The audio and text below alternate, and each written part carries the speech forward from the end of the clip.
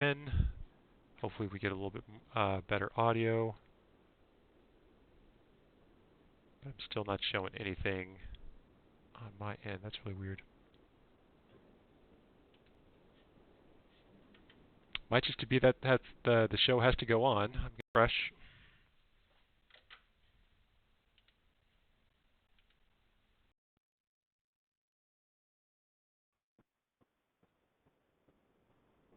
And can you hear me again? Yep. So Kim said that it's fine now, apparently. Yeah, yeah. Apparently, now it's. I think we're good to go now. Okay. All right, we'll go ahead and get started then. We've got both our players in the room. We've kind of gone over the decks. And all right, we will mute you guys. Go ahead and mute us, and we'll go ahead and get started. Thank you, guys. Yeah, good luck.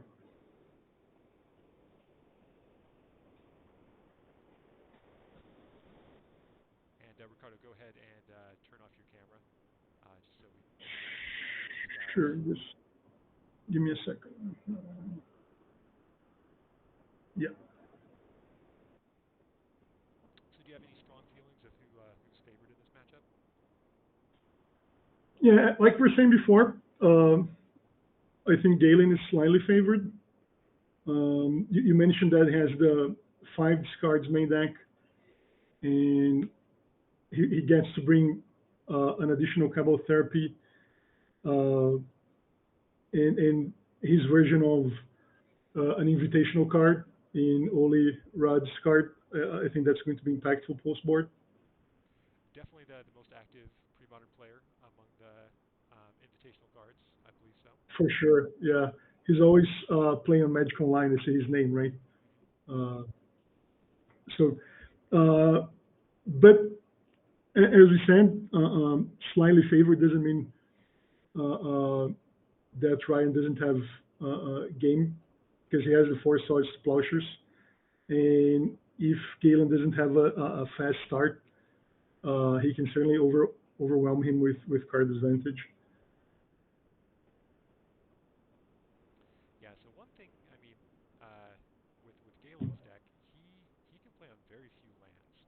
So if Hmm. he doesn't need to play anything out, he can just withhold the lands to keep Ryan from getting any land tax triggers, barring Yeah, maybe absolutely. Sacred Paradise or Zuran Orb, and he can when he's ready to actually make his move, then he can play out like the one other land that he needs, and um, he can execute his combo. Yeah, I remember. I think Mark Mark Vogt is that the German player who won the European Premodern Championships.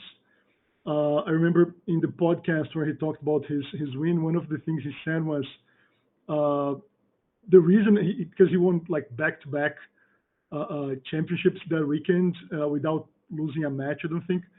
And one of the things he mentioned was many of his opponents would play lands when they didn't need to, and would just allow him to tax and then get the card advantage ball rolling. So that's certainly a big deal that Galen's deck can operate on two lands, right? He only really needs two lands, either for Dreadnought, Stifle, or for the Hermit to get active. And he can kind of wait out uh, Ryan's deck without playing lands and allowing him to tax.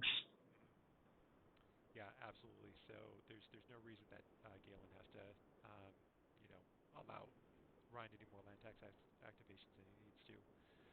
One of the reasons why Parfait is like so strong is because there are a decent amount of mid-range decks in the format where you're really just priced into giving them land tax activations. Um, you you can't execute your game plan without four lands in play, and Yeah, so Parfait then takes advantage of it, and eventually, once it has this advantage, it just Armageddon's you back to oblivion. And yeah, that's rough when you get yeah. When they get to get three lanes out of their deck and then Armageddon you, that's just rough. You feel like crying. Something, and I told Brian this in our matchup. I think the die roll may play a role as well, because these dreadnoughts or hermit decks really want to be on the play. So let's see who goes first and see if that's going to play a role in the match. Oh, looks like Okay, Galen so has the Galen, rules. yeah, sure.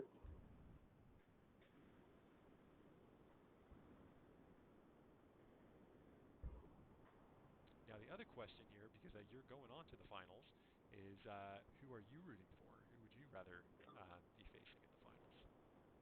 Um, I'd rather face Galen just because I've played Ryan in this deck and he severely outplayed me.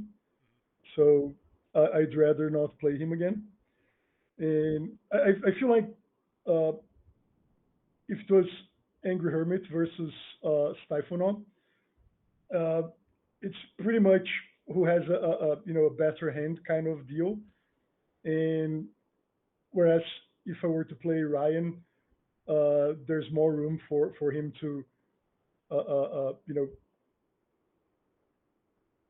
yeah, for him to use his deck and uh, outplay me. But I have played a couple of I think a couple of games versus uh, Parfait, and it's a fair match. There was I think one of the monthlies which Shea played Alvar Galindo, right? It was in Mono Blue Typhonaut, and that was a five gamer as well when it went to the last match. And I imagine something different, something similar would happen if I were to play Parfait. Uh, so both are likely to be tough matchups, just very different games in terms of how the games are going to play out. Hmm. One of the benefits if Galen does move on to the finals, we'll have a very quick finals. For sure, for sure. Yeah, if it's likely to be over in a couple of turns each game.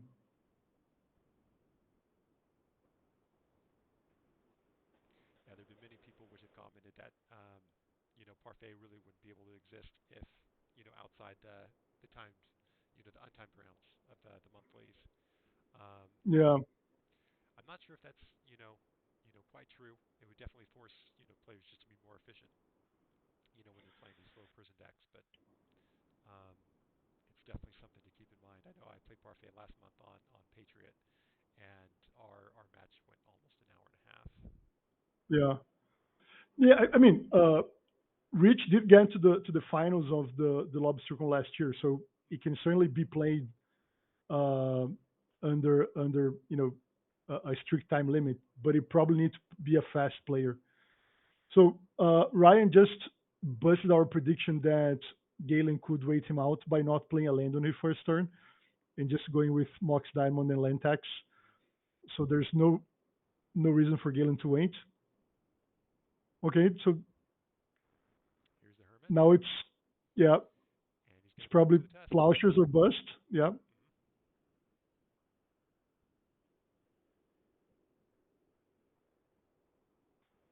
some beautiful Portal 3 planes by Ryan. Hmm. There is something to be said about playing white bordered lands in a land tax deck. Yeah, for sure. I personally go with unglued lands because Same, they're same. they're quite easy to find with land tax. Yeah, my uh, Parfait deck has unglued lands as well because I have severe allergy to white bordered cards. Eye interjection. Sorry about the audio. I've been doing my best to adjust it through Twitch, but sadly it has uh, not been cooperating with me.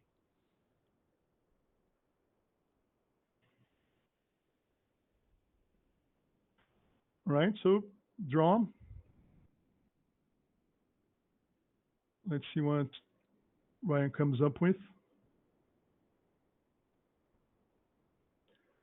Oops, that sounds like a plowshares. Yes.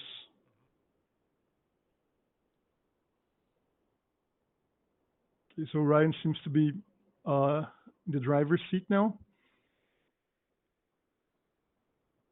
unless Gillian has a strong second turn. Let's see what he comes up with.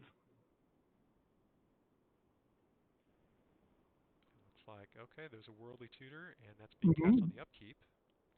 Yeah, so probably another hermit. Yeah. Just gonna put him to the test. Okay, so Ryan, let's see if you can muster up two swords to plowshares.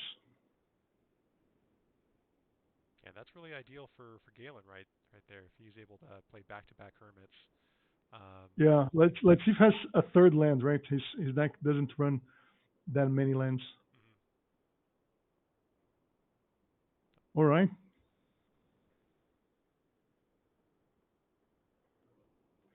Very strong start by Galen.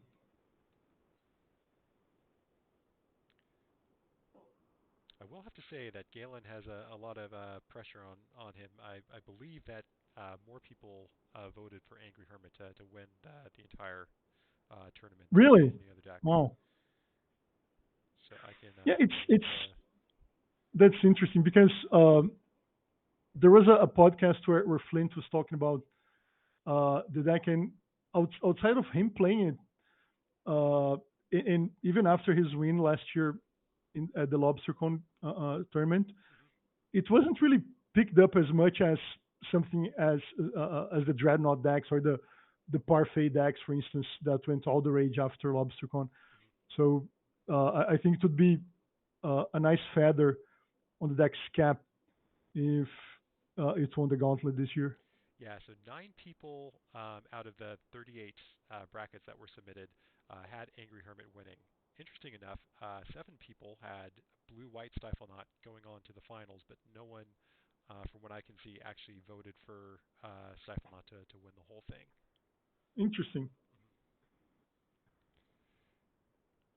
Yeah, but Hermit's a deck which I've always respected, but people often will, want it to be more than it is. That's the best way I have to describe it. Because I actually worked Uh, with Flint on the deck. He had won a monthly, Interesting. with like the original version, no Stifle Not combo or anything. And Yeah. I, messaged him one day, like I kind of had that idea about the um, putting the Stifle combo into it because you can easily run the Dreadnoughts. I was, playing a version with Cross and Cloud Scraper, which is a 13/13, and 13. Yeah. yep, you really just need a big creature, and Dreadnought fills that role. And if you already have Dreadnoughts in the deck, then it's very easy Sure. Might as well to do have it. hmm So we the played it second together combo. in December 2020. I went 6-0 into the top 16, and then he went 5-1, and he Right. Wow. ended up making the top 4 with it. Um, but elves kind of got all that was the first month that survival elves Mm, won them I all. see. So Um, they got all the attention. mhm. And there were definitely people who put the hermit deck together and tried it out. But it is one, it's a very linear deck. So you're just trying to do the same thing. Game after Hmm. game, you're always the aggressive deck. You never want to be on the back foot. Yeah, you can't really shift gears, right, with this So deck. yeah, and some people can get frustrated, with that, and just with the auto losses, which can come against some decks. There's just some which have way too many answers for what you're Hmm. trying to do. Um, but also, that's kind of what gives it its strength is it's very focused and efficient at what it does. So I kind of refer to decks like Angry Hermit as like 80-20 decks, where you're Hmm. either pretty much 80% to win the matchup or you're at 20%. Um, Yeah. and you just kind of need to accept that that's what the deck is. Um, but those decks can perform very very well. My win percentage, like game 1 with Angry Hermit, is very high. I think it's over Mm, 90%. wow. Um, In what kinds of sideboard cards are you most afraid of? Is it the Tormod script kind of graveyard hate, or what kinds of things might shift the matchup? Yeah, Tormod's Crypt isn't too scary. It's the cards, like Swords to Plowshares and Hmm. Scylla Removal and things which hit Mm, both parts of your combo, which are the most scary to deal with, rather than the graveyard hate. I see. Because that was the original reason for having like we originally had Stifle Not just in the sideboard, as a way just to juke. People would bring in the Tormod's crypts, and then we would play out a Dreadnought and just kind of, you know, laugh at the hate. Sure. I think this is a win, right? Ryan stepped out. Ryan tapped out. He does have an Aura of Silence, so we Oh, for the enchantment, right? The haste enchantment. yeah. So it's really a matter here is if Galen has a Shallow Grave in hand. Mm.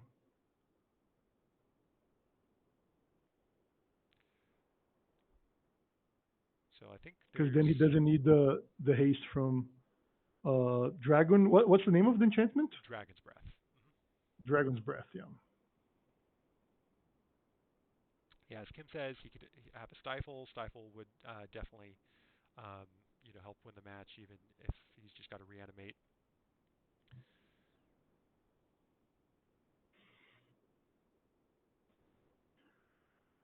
Ryan doesn't have anything like Abolish or anything that he can play for free at this point. Yeah. So those are the two things. If Galen has a Reanimate plus a Stifle, or if he's just got a Shallow Grave, Galen can win right here.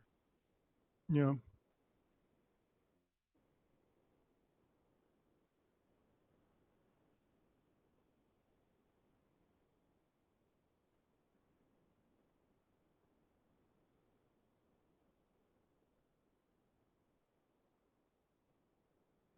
Galen always plays very methodically, so it's really hard to be able to tell if he's just unsure of his play, or if he has it in the Or just bag and he's just kind of like double thinking it checking. through.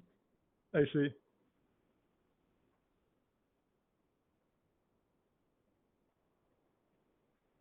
So he's going to flashback the therapy, which means no Shallow Grave. Hmm.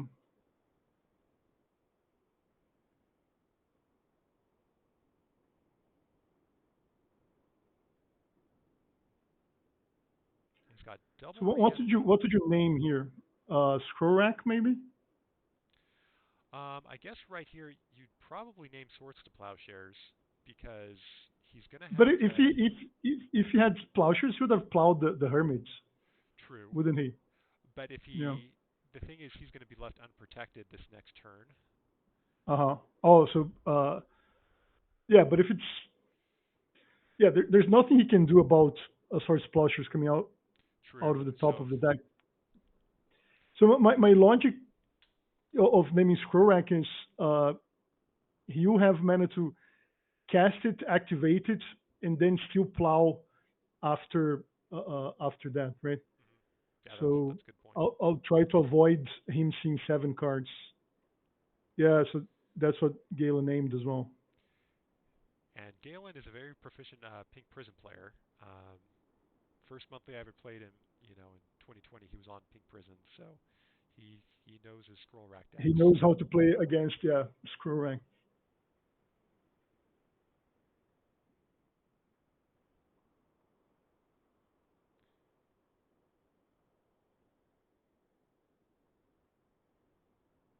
Also, okay, no, it's not going to work if you were to reanimate the first ghoul, get it, because then when he goes to combat, uh,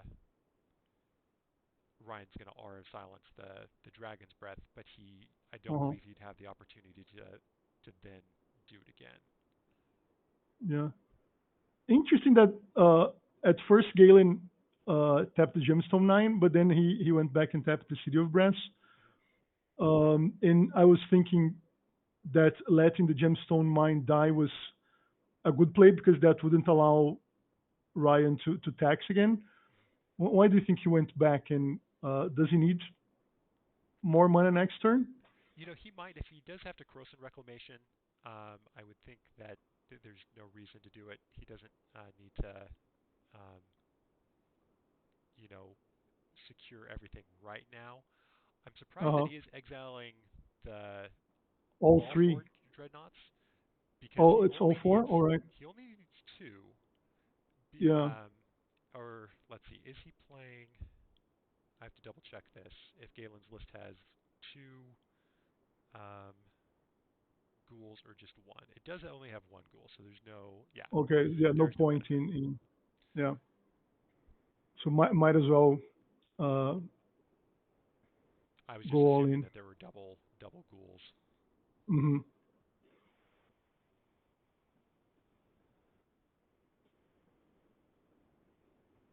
Yeah. So by playing uh,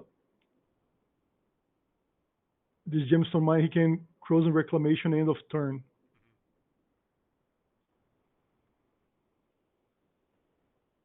Hmm. So he just needs to fade one turn. Yeah. One sword splasher top deck.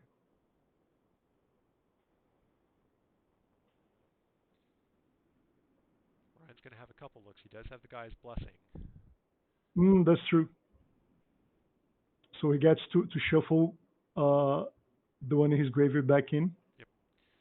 Take 3 lands from the deck and be able to get just marginal thinning, and then he's got two more Yeah. looks.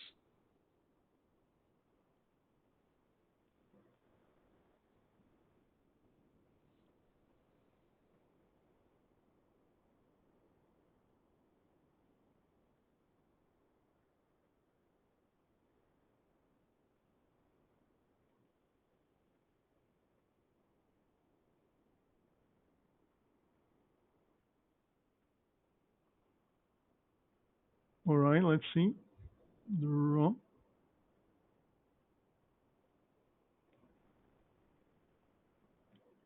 You're killing us, Ryan. And there we see the blessing. Yeah. So as you predicted, just the plow.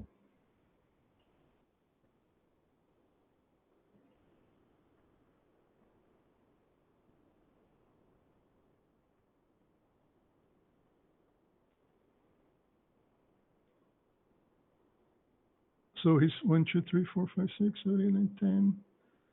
There are 40 cards in his deck, more give or take. Has Give or four take. plowshares.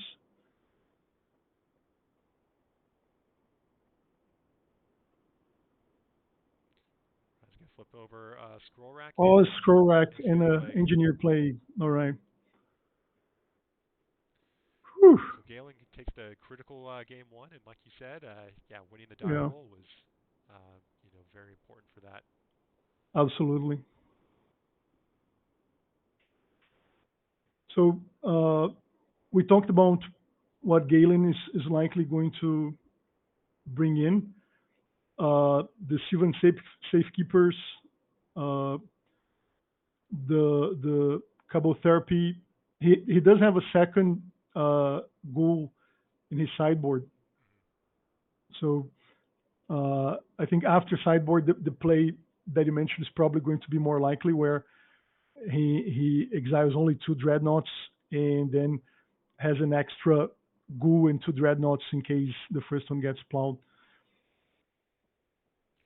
Yeah, the hermit list is very tight though, so being able to find what you actually take out, that is the I important see. thing here. Um, Yeah. if I'm looking at the deck, um, yeah, you definitely want the three safekeepers. Hmm. Beyond that, I think everything is flexible. Revelation, while it's good against Parfait in general, that might just not be the game that you want to play. You just want to to fight them on the enchantment level. That might not be Hmm. worth it, um, because you just want to be able to force your combo through and protect it from swords to plowshares. And then if the game goes long, you kind of have assumed that you've lost that game anyway. In which case, Yeah. Revelation just isn't worth it. So I might trim one duress for a safekeeper. I could see going down like a shallow grave, um, and then from there it becomes pretty difficult. Would you consider taking out the two vision charms? Vision charms you could, however, I want to be able to maintain, um, a pretty strong ability to be able to stifle not, because Ryan is Sure. playing Engineer Plague, and that's Yeah. going to Yeah. shut off Hermit entirely. Let's take a look at what Ryan is bringing in. So the Tormod's Crypt you would definitely want to bring in. Hmm. Aura of Silence doesn't seem great. Meddling Mage is kind of marginal. Yeah, I think maybe on the play you'd have, because the thing about meddling mages out of this deck is you depend on uh, the Mox Diamond to cast them, right? You don't even have. I don't think he plays an island anymore in this version, Yeah, no island, or so it's does he? all Yeah. Diamond and Paradise. Yeah. So because against Angry Hermit, the meddling mages are only really useful if you're casting them on the first couple of turns. Yeah, not sure. But on the other hand, he's likely got some dead cards, right, that he can remove. So might be worth bringing them in just so that um, Yeah, you can. quite true. I'm definitely not a parfait player, but I might even just take out the oath package because the oath package is too Yeah, slow. yeah, I agree. So you can bring in the meddling mages, uh,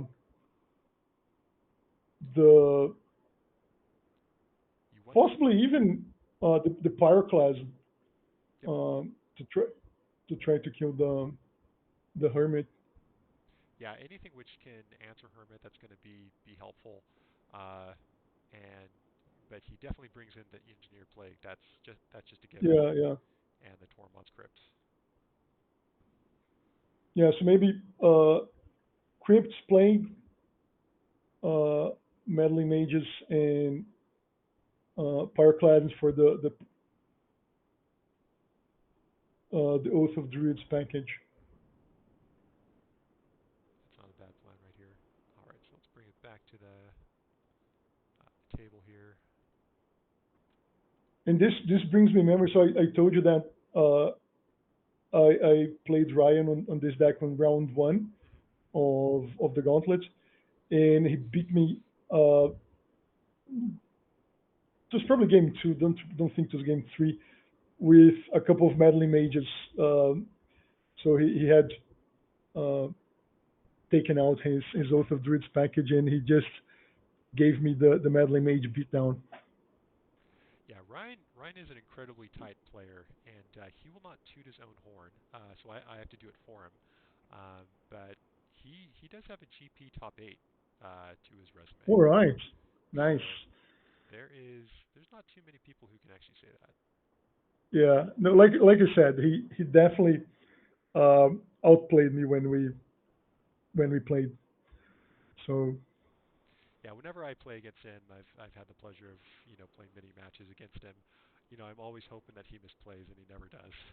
yeah, I'm like, please don't yeah. see this play. Please don't see this play. And then he thinks for like 2 minutes, and then he makes a And play. then he figures it out. Yeah.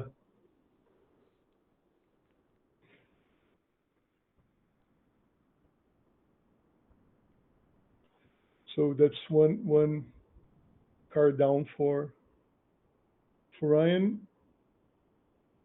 And I didn't notice if Galen uh, is mulligan or if he's just shuffling still. Did you notice that?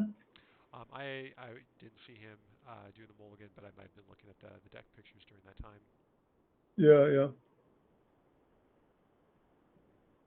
Chat, help us out if you know what they're mulliganing to.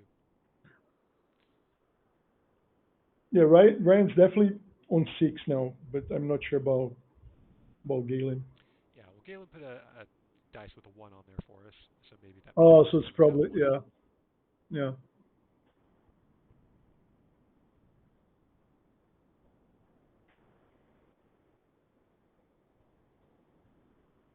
But I imagine Hermit's the kind of dead and mulligans well, right? Yeah, it's one of the easiest, you know, decks to mulligan in the format, I think, because you're Uh, pretty much just looking for a hermit. sure. You either have it or you don't. Yep. Okay, so no Mox Diamond turn one, but has the next best thing, which is Azure Orb. So very in all likelihood, Ryan's going to tax on his second turn. Yep.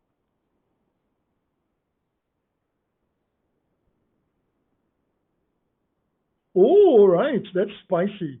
No No play play from from Galen. Galen.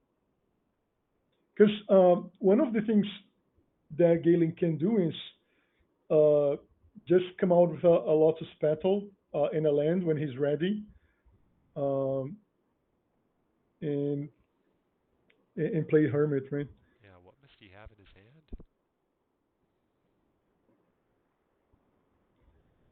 So I can imagine that he's either waiting for a discard spell, um,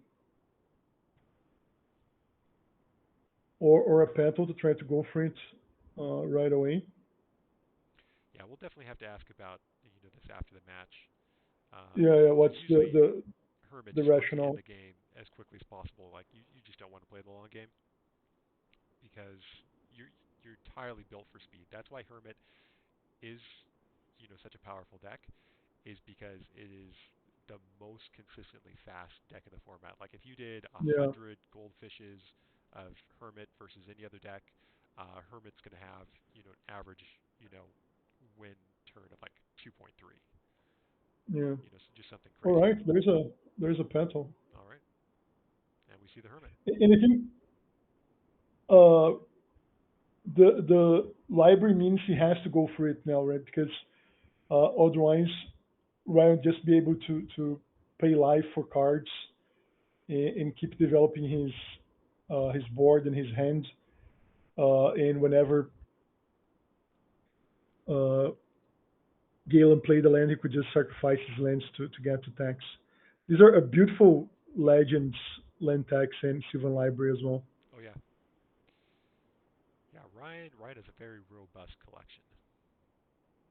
Yeah, well, I don't know him as well as you do, of course, but that's the impression that I get from uh, his decks.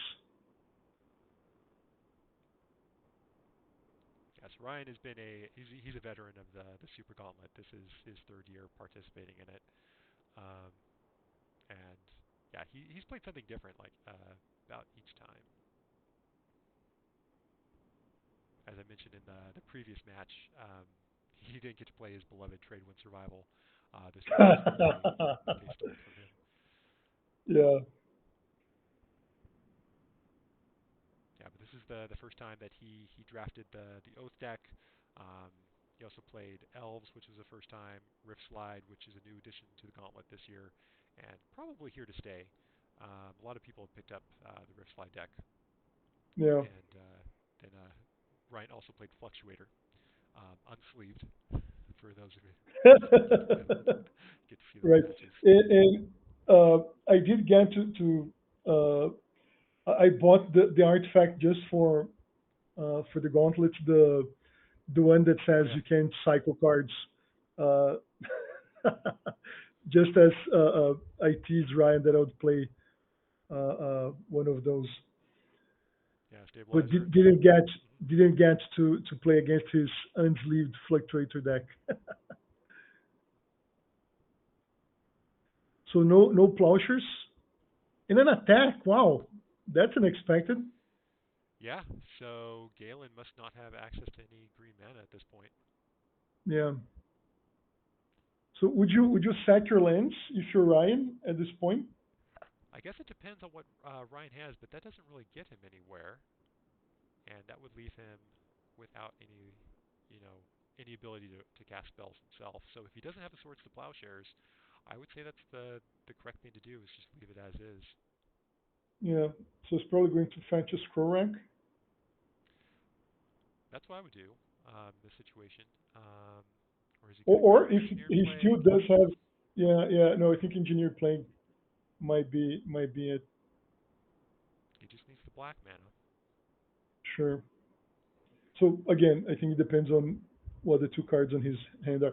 I mean, I don't think he has a Swords to Plowshares because otherwise he had plowed the Hermit before he knew Galen did have green land. So he went for a Crypt.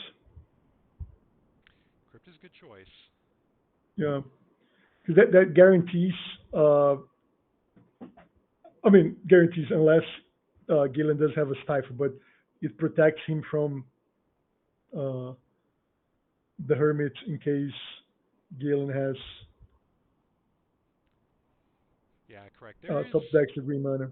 There is certainly ways to be able to work around Tormod's Crypt in the deck, and we see Ryan's going to keep all three cards, which he got from Sylvan, which isn't a bad Yeah, idea yeah, because Hermit's either going to yeah. be He's either going to hit you for more than 20 uh, or you're going to beat them yeah, anyway.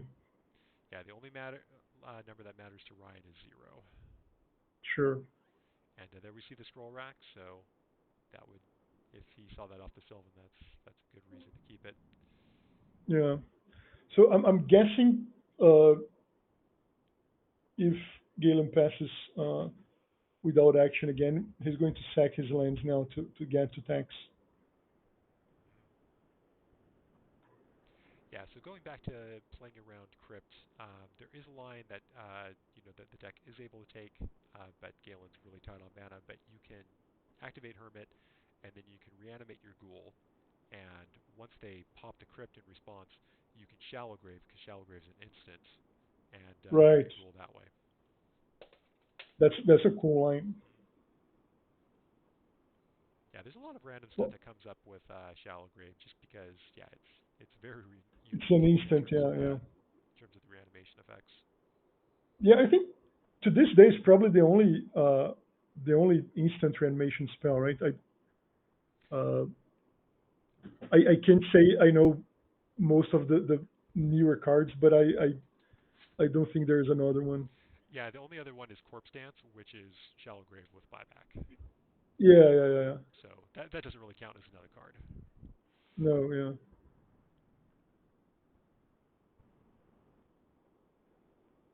Well, there's one they play in Legacy that you get to reanimate a legend. Is that I'll have to look that one up. And here we see Mr. Ollie Raid coming down with his you luscious golden locks, which might not reflect the present day, but no, certainly not. Okay, so let's see if Reds are going to sack the lands or not. No sacking. And I mean his 2 damage a turn now is going to put some pressure on Ryan to activate Zuran Orb pretty soon. I imagine.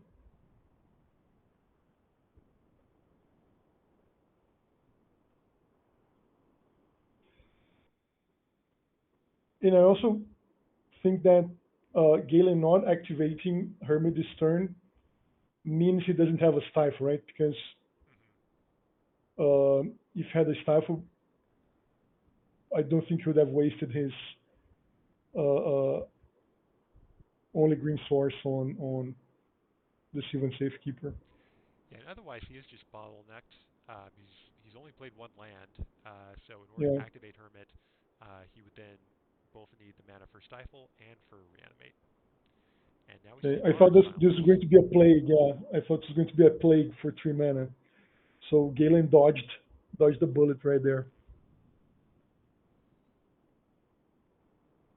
Sadly, both Safekeeper and Druid are humans. You know, thanks to those modern rules, it wouldn't have All worked right, back in I didn't know 2002. that. Yeah.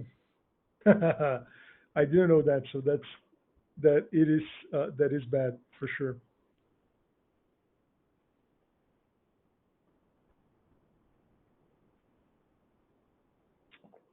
Yeah, most of the time modern rules are cleaner, but sometimes they come back to bite you. Here in 2025, they Yeah. don't. Though I did benefit the other night from my Waterfront Bouncer getting pumped by Lord of Atlantis, so you win some, you lose some with the modern day creature types. Yeah. Oh, I didn't know it was a Merfolk either. Hmm. So that's one. I'll keep that in mind. Yeah, it's easy to forget that because Waterfront Bouncer has legs in the theme, Yeah, but yeah. yeah, there's a bunch of other like the Suprazin, creatures from masks, which are Merfolk, um, and even originally they were templated as Merfolk, but Uh-huh. um, yeah, they don't look like traditional Merfolk for whatever reason. Is there any other creature that you can think of that you play which has an unusual creature type? Compared back to the Hmm, Premodern era. it's a good question. I have to admit I don't pay a lot of attention to creature types. Um, so I'd have to rely on Scryfall for that. Yeah, every once in a while, there's some interesting things that come up which you wouldn't realize from just reading the card. For sure. Uh, yeah, well, I think one common template is we're talking about engineering plague being good. The only match I played versus Galen in the Gauntlet was against the Devour combo, Okay. and that's a creature that doesn't have a type on the card, right? But you have to look at the updated rules so you can plague uh, the Phyrexian Devour. Hey, Raphael, welcome back. This is game two, so Angry Hermit took the first game.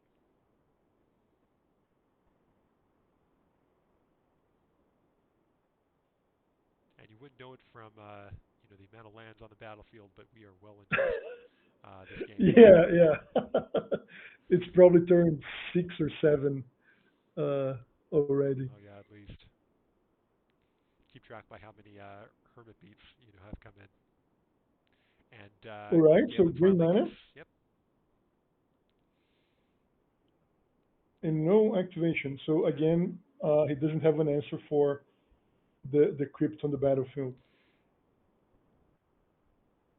Yeah, it'd be really difficult to be able to get around those both at this point because he would need Shallow Grave to work around the aura. Um, Although if he does have the stifle for the crypt, that prevents him from dying to not being able to reclamation back. So Yeah, yeah, stifle is definitely what he wants the most at this point. We do have two hermits down now, so yeah, the applying the beat 3/3 down. beats. So Ryan does sacrifice or not. Or he's Okay. thinking Yeah. again. Ryan would just be bottlenecked on the mana. Yeah, but what else does he need that he can do with one planes? Because I think he wants to turbocharge that scroll rack. Yeah, but he doesn't do it. All right. He's much more patient than I am. That's for sure. Well, we do have the Parfait Master himself in chat. We can kind of ask him what Okay. he would do in this situation. But yeah, being able to sack the lands, get back to a comfortable 9 life, um, and get a scroll rack activation, and then he's able to leave up a white for Swords to Plowshares. That Yeah. doesn't sound too bad. Is this an oath? Nope, just a blessing. Blessing. Yeah.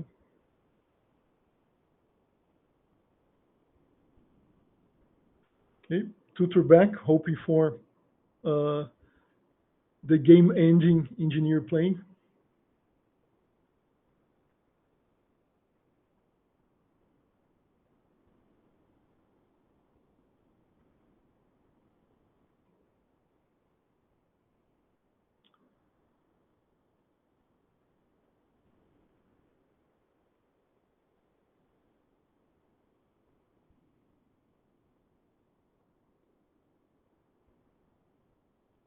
Oh yeah, as Kim points out, both players can sacrifice their lands. So even if Ryan were to, Oh, that's true. That's true because of the Sylvan Safekeeper. yep. So Yeah, I forgot about that. yeah, I wasn't considering that either. Um, I should because I've of course played the Hermit deck. But okay, so funny story. On the first time that Flint and I played the Hermit Not deck, instead of Safekeeper in the sideboard, we had Steely Resolve. Um, it was something that Flint had already been considering for the Hermit deck because you don't have to sacrifice your lands like you do Yeah. with Safekeeper. However, there is the thing that we didn't realize is that Steel Resolve turns off your ability to Vision Charm Dreadnought if you want to protect the Oh, Dreadnought. Because there is no hexproof in pre-modern. yeah. It's just So shrapnel. it can't be targeted by anyone. Yeah. Correct. All right, down to two life. So now he's going to have to sacrifice lands just to keep alive. Hmm. Are we going to see a fourth creature hit the battlefield? What we want is an Elvis Spirit Guide, hard cast. Yeah, 2/2 in the land of one ones would be Ooh, that's a ideal. powerhouse. Yeah.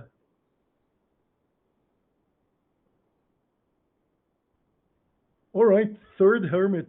All right. So now Ryan needs to sack two lands to stay alive. I think Brian, if Brian's in the chat, is probably saying to himself, "That's magic as Garfield intended, right?" As that's something that he said. Ah, there's the Oh, tutor. yeah. I think that's going to be a an engineered plague, as you predicted. Yeah. So he cast a blessing last turn, and he did scroll rack for three as well to get this find the tutor. Yeah, that's a beauty. So now Galen has to shift to the dreadnought plan, Hmm. but Ryan has an aura of silence in hand. That seems very difficult.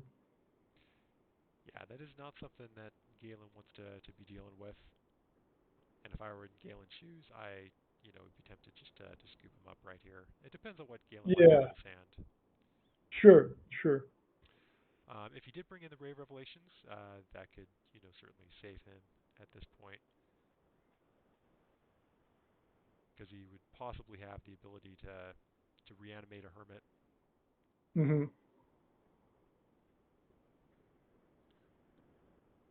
or if he has, let's say, Magical Christmas Land, he has Brave Revelation, he can take that out, animate the uh, the Safekeeper, and then Dreadnought, and then Aura of Silence doesn't matter anymore. But Galen, of course, doesn't have the mana to be able to support that. Yeah, And even then, that starts playing into land tax, and I don't necessarily think that Galen's able to win yeah. here. I think the main reason maybe not to concede at this point is just seeing more of Ryan's deck after sideboard, Hmm. uh, seeing what kind of cards. Uh, so, for instance, we thought that maybe he would side out the oath package and maybe try to win with the meddling mages. So maybe just getting more information. Sure. Oops, no, but there's let's see one. So that may be a ray of revelation right now that has a rainbow land.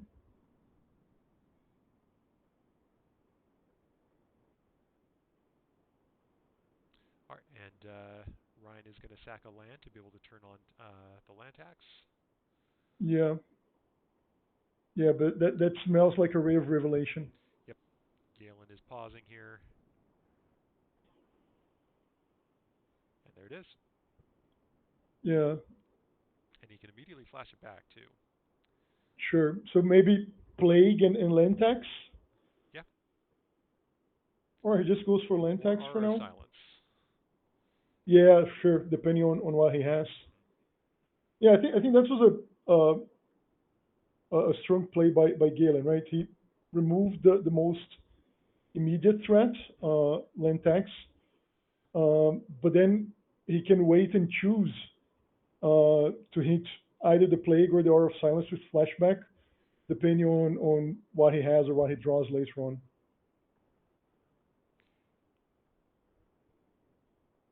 Yeah, I think Galen's experience just with tax right decks is really going to benefit him in this spot, and just know where he needs to you know cut Ryan off before he's able to gain that inevitability.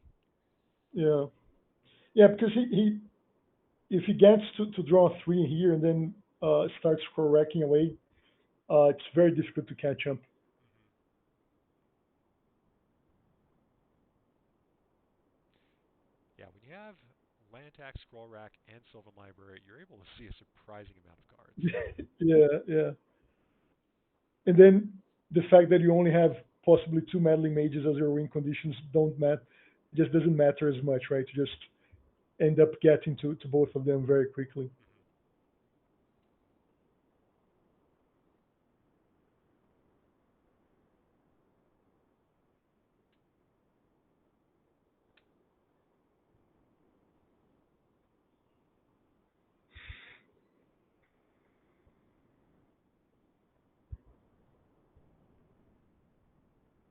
Hmm. Unfortunately, it's hard to tell how many cards Galen has in hand as of this Yeah. point. That's going to be a big tell. So Ryan just had three before he goes to his turn.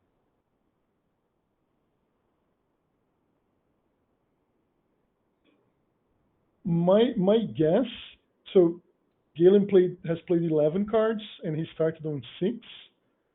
Uh, so my guess that has a full grip, close to full grip, if not a full grip.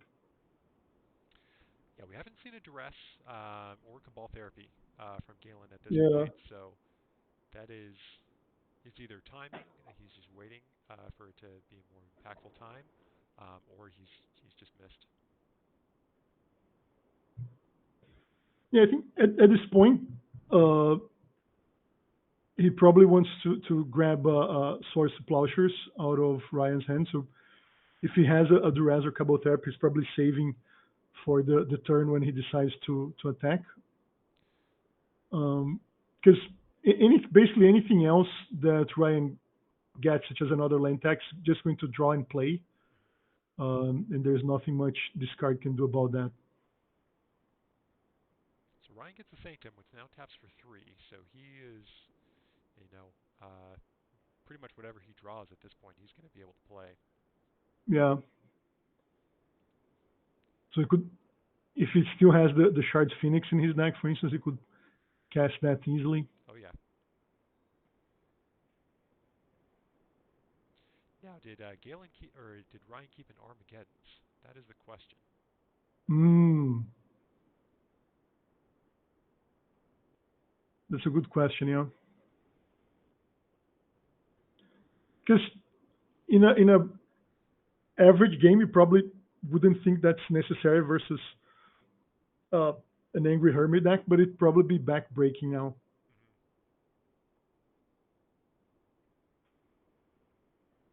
Hmm. Although with how few lands that Galen has drawn, I mean, naturally, when if you're to Armageddon now, you Yeah, yeah, you have more lands draw. Yeah. post Armageddon. Yeah, that's true.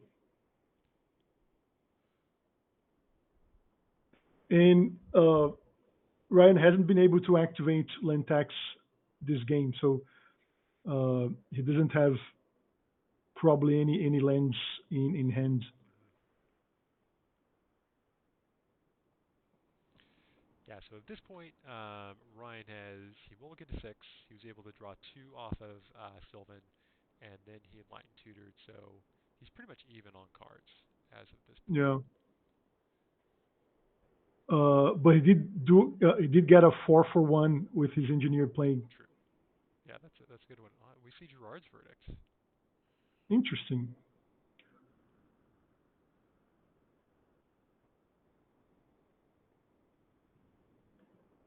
Yeah, I don't hate it. We were just talking about Armageddon. I would think that verdict would be more impactful probably than Armageddon. Yeah, yeah.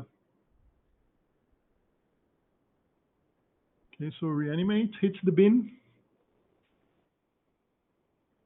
Two reanimates. Wow. Hmm.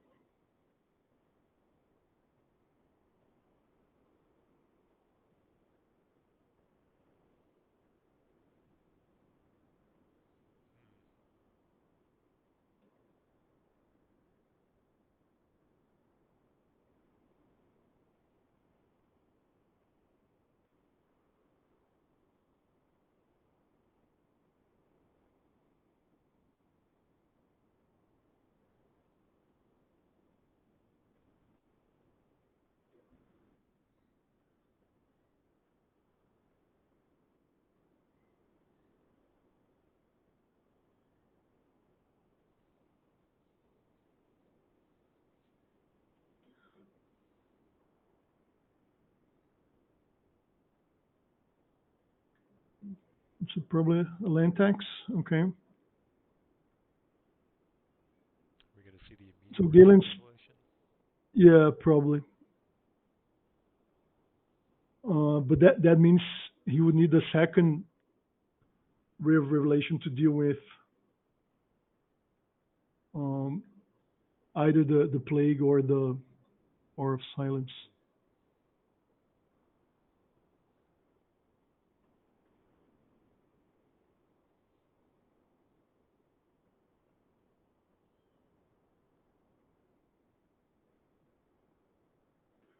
Right. Okay. So he Let's does see Ray of what. Revelation on his turn. Yeah. So Let's see what the target is.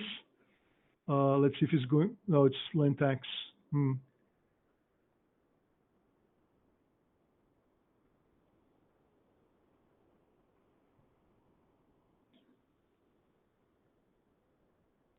yeah, with Galen discarding two reanimates, it really has me thinking though if he's just being too conservative as of this point, or if he should have used, especially the second revelation, um, to be able to, take out the whatever hate piece that he needed to in order to keep Yeah. keep his Yeah. mana. That's true. That's true. I think because there are a couple of turns of just uh, back and forth with nothing much happen, and he could have now that has plenty of lands.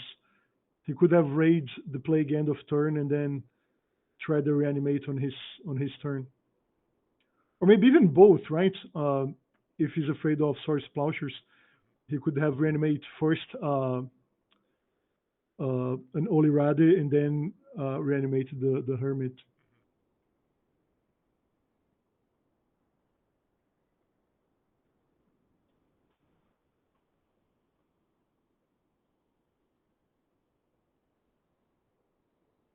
Hmm.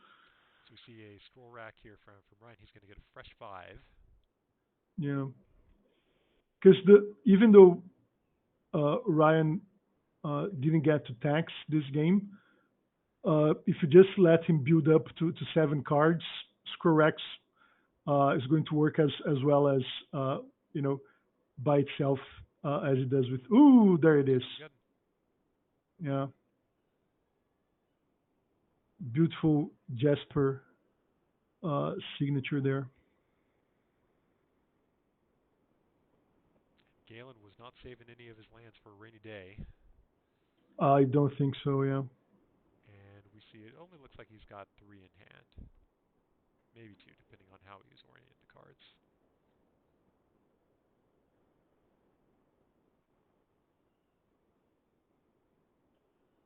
I think Ryan tipped a Ivory Tower, so that yeah, should be easy card advantage for Ryan. It's pretty easy for him to play out sure. the 7 Together with cards. the yeah, and then you have the Sylvan Library Yep. gets going again. Okay, he doesn't play it yet.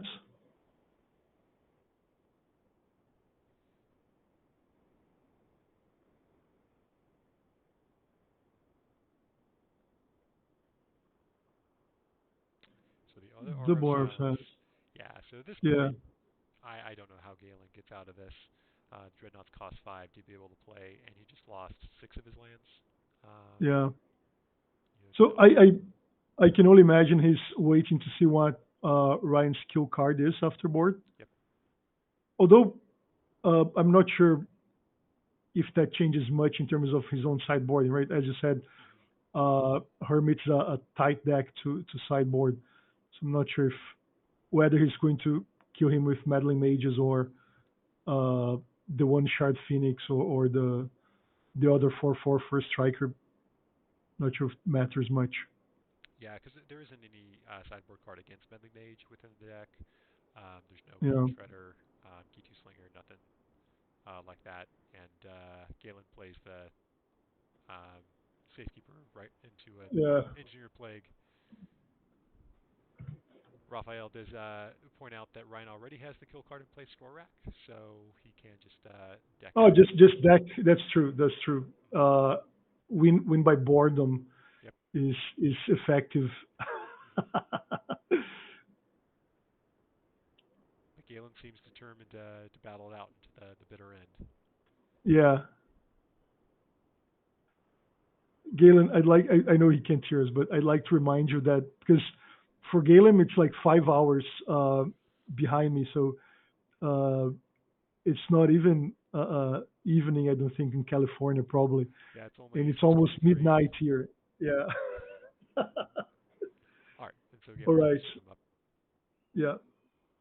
Yeah. He didn't have really have anything going in his hand. Yeah, no stifle, no vision charm. Yeah.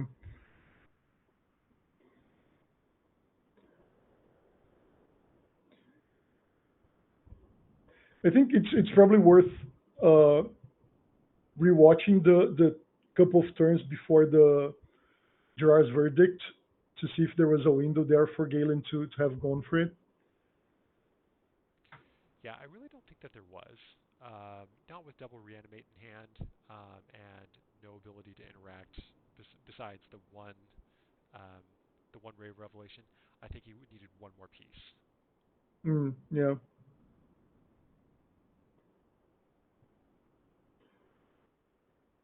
So he does have the information that Ryan that has the Armageddons now.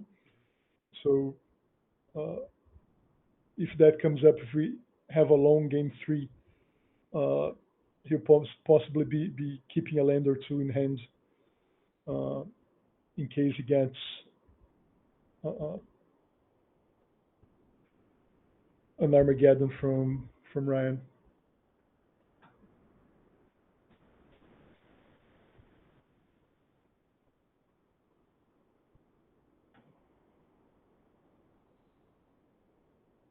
But Galen gets another game on the play here. Yeah, that's huge. I think. So you mentioned no meddling mage answers, but I think it's usually slow, right? The reason you don't need answers is because it's usually too slow, right? It is, quite slow, and then again, there's just the problem that playing against Hermit is that there's no one card, which just does you in. There's a Sure. lot of possibilities. You could get around, um, first turn meddling mage on Hermit by simply drawing and discarding Hermit and then reanimating it um, to still kill with it, or you just go on to the Stifle Not plan.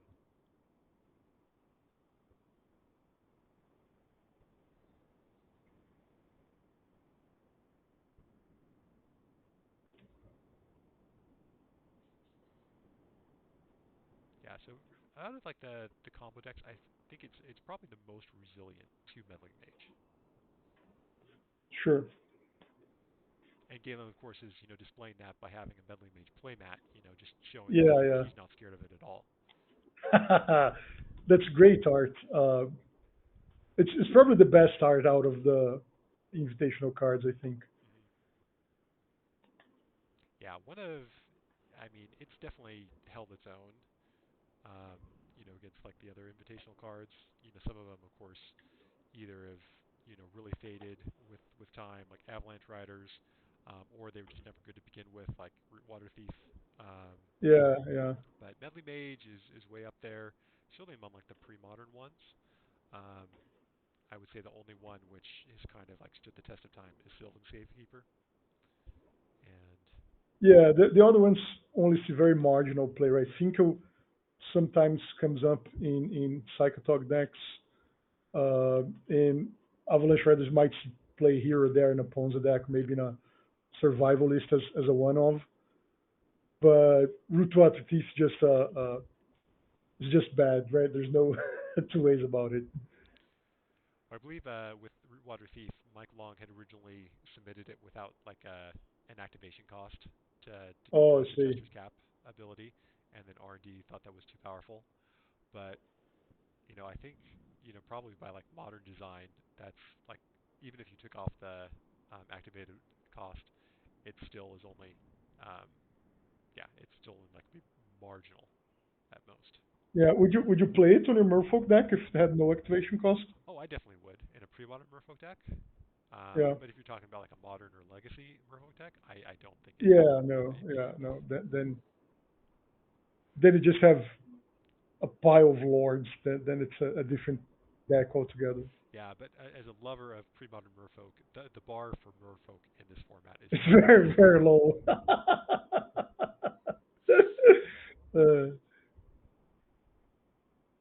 All And right. a turn one Naturally threat. drawn. Yeah, that's strong.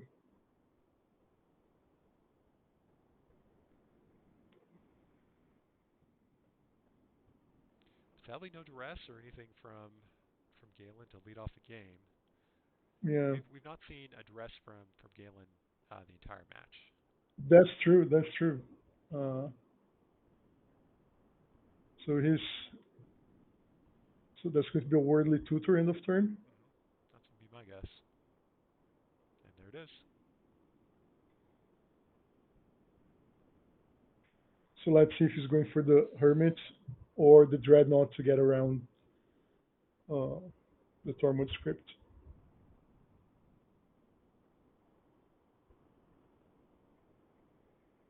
See, hermit it is.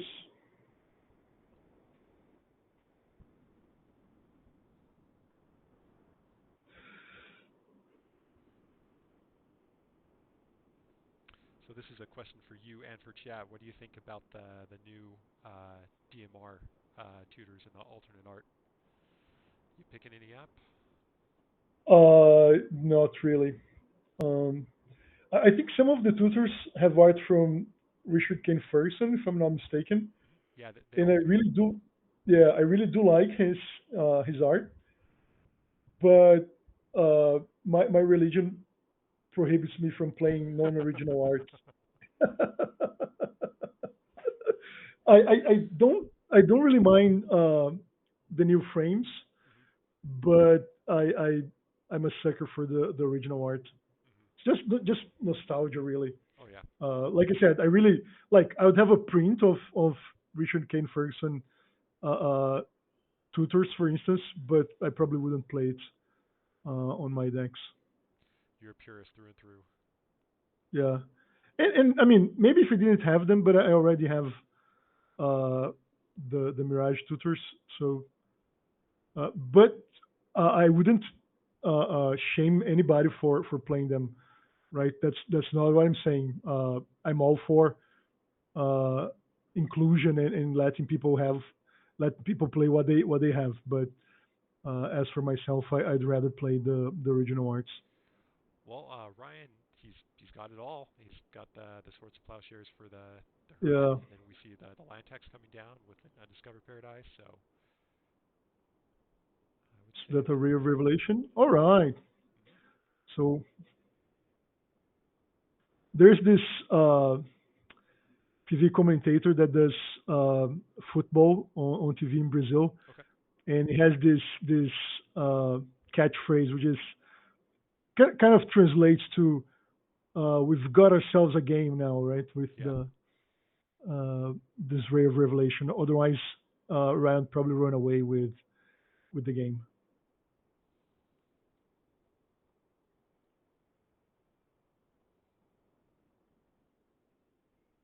Well, if we can have as much back and forth that there was with as there was in your game three, I would say that the viewers could be pretty happy and satisfied with that. Yeah, that was an exciting game for sure. Especially coming off of triple mulligan for Brian and double mulligan for me. hmm I think that game turned out better than I would have expected.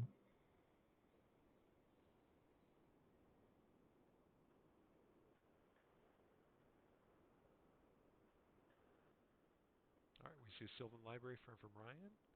You know, Passes it back. so he has 20 life to work with, uh, and no 1/1 beat down to fear. So 3 cards he's probably from. going to. Okay, and then we do see the Brave Revelation. I was just thinking about that. Mm, You hit it, yeah, and I would say yeah. If Galen has a slow hand at this point, if he kind of needs to resculpt, I would say it's worth it. Um, I agree. Yeah, because otherwise, Ryan could just draw cards with impunity, right? yep. Pay 4 or 8 life very easily. hmm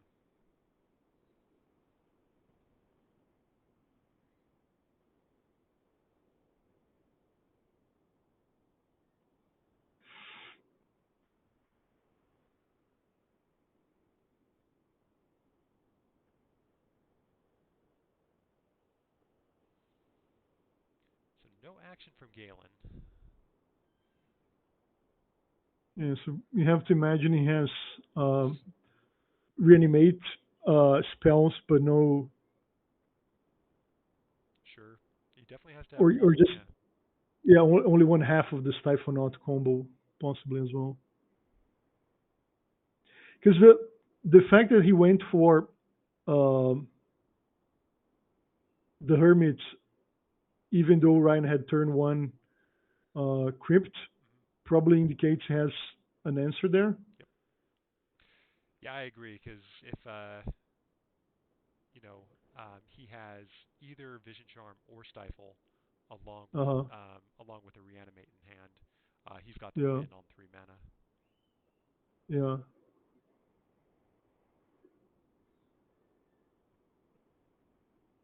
Yeah. I had forgotten about it, but both uh, blue cards answer Talmud script, right? You can phase out the crypt as well. Yeah, that's one of the big reasons why um, uh, what we originally started off with a sideboard plan into Stifle Knot has just Uh become huh. that it's a dual combo because yeah, it just answered Tormod's script, really cleanly. So it was really always useful, even if you didn't, you know, need it for Stifle Knot. Yeah.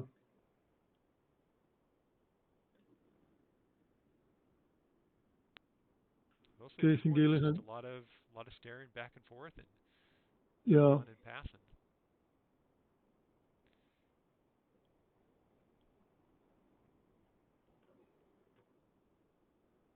So we're talking about the invitational cards, Mhm. and we forgot to talk about the wizard from Kai Buddha, which is also a god awful card that sees no play whatsoever. Particularly because of the original art, I would say Yeah, that's that's rough. the reason. Yeah. So the as good as Meddling Mage is, both in terms of the art and the card, uh, that one is the polar opposite of Meddling Mage. That's one of those cards where I would not play the original art. I usually do go for the Yeah. digital arts myself, so I have time shifted versions if I ever do, want to brew around wizards.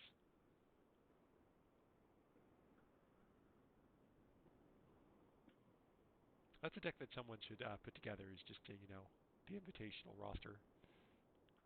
Hmm. Yeah, back in the day, uh, they used to have the Fincula decks, right? Oh yeah. With Finco and that's a deck I've seen kind of here or there in Premodern, but the mana base just not good enough. Hmm. But you can try if you're uh, one to enjoy bad mana bases to go with uh, Duress into Meddling Mage into Shadow Mage Infiltrator. I do believe Brandon Econ. He just made the playoffs with a yeah, blue black white Pinkula deck. So it's a deck that we've had in the Gauntlet before. I left it out of the list this year just because it's been one of those decks, much like I think Fires and Counter Rebels, which people often try to play, but it's just not really Yeah, performed. But I mean, someone did recently make a top 16 or at least win a pod with it. this reminds me, uh, Michael, that I'd like to vote for Rebels to be included in uh, the next iteration of the Gauntlets. I played Rebels with Sphere of Resistance Okay. to I mean it's an interesting deck. It might just be the I can get that to be my spicy deck Sure. next time. Not sure if it needs to be included to be drafted, but I think it's playable and it's particularly good versus Stifle Not, right? Because Whip Quarter just beats them. Oh yeah, Okay, just absolutely. we see a duress. So let's hope for some. Uh,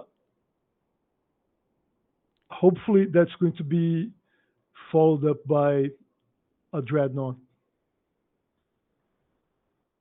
I think Ryan either froze or is pondering enlightened tutoring response. Oh no, he Yeah, he's does have pondering. He's got a scroll scroll rack, rack. so Yeah, yeah. Oh, okay, so he can hide his cards. Ryan mistapping, his cards, one, you know, counterclockwise, two clockwise. That's a big game infraction right there. He discards the scroll rack. Right. So what did he hide? Oh, and that also means he can't. Or let's if he taxes before scroll racking again, that means it was a bad card. Hmm. Um, if he racks before the tax, then it's probably a good card. Let's see.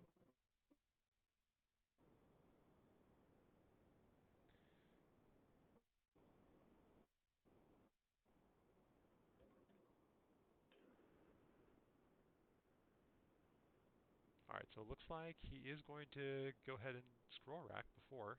Yeah. So it's probably in response to the trigger. Hmm. One card. So it must be a plow that he was able to hide.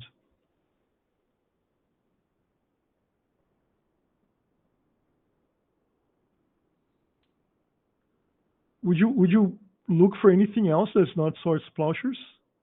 I don't think so, as of this point. Yeah, because if it was an enlightened tutor, he wouldn't be able to get the enough mana this turn, right? To cast enlightened tutor.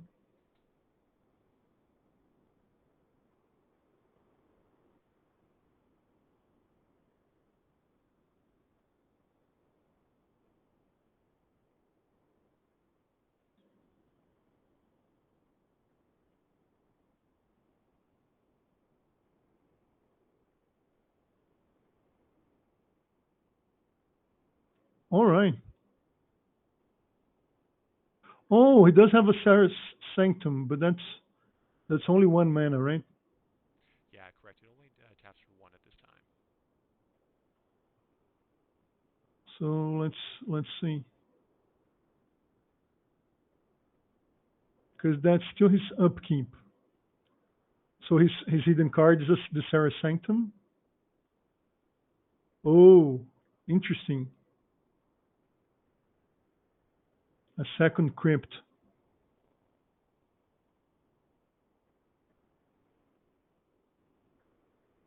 That definitely makes sense. That makes it incredibly harder for Galen to Yeah. pull off here.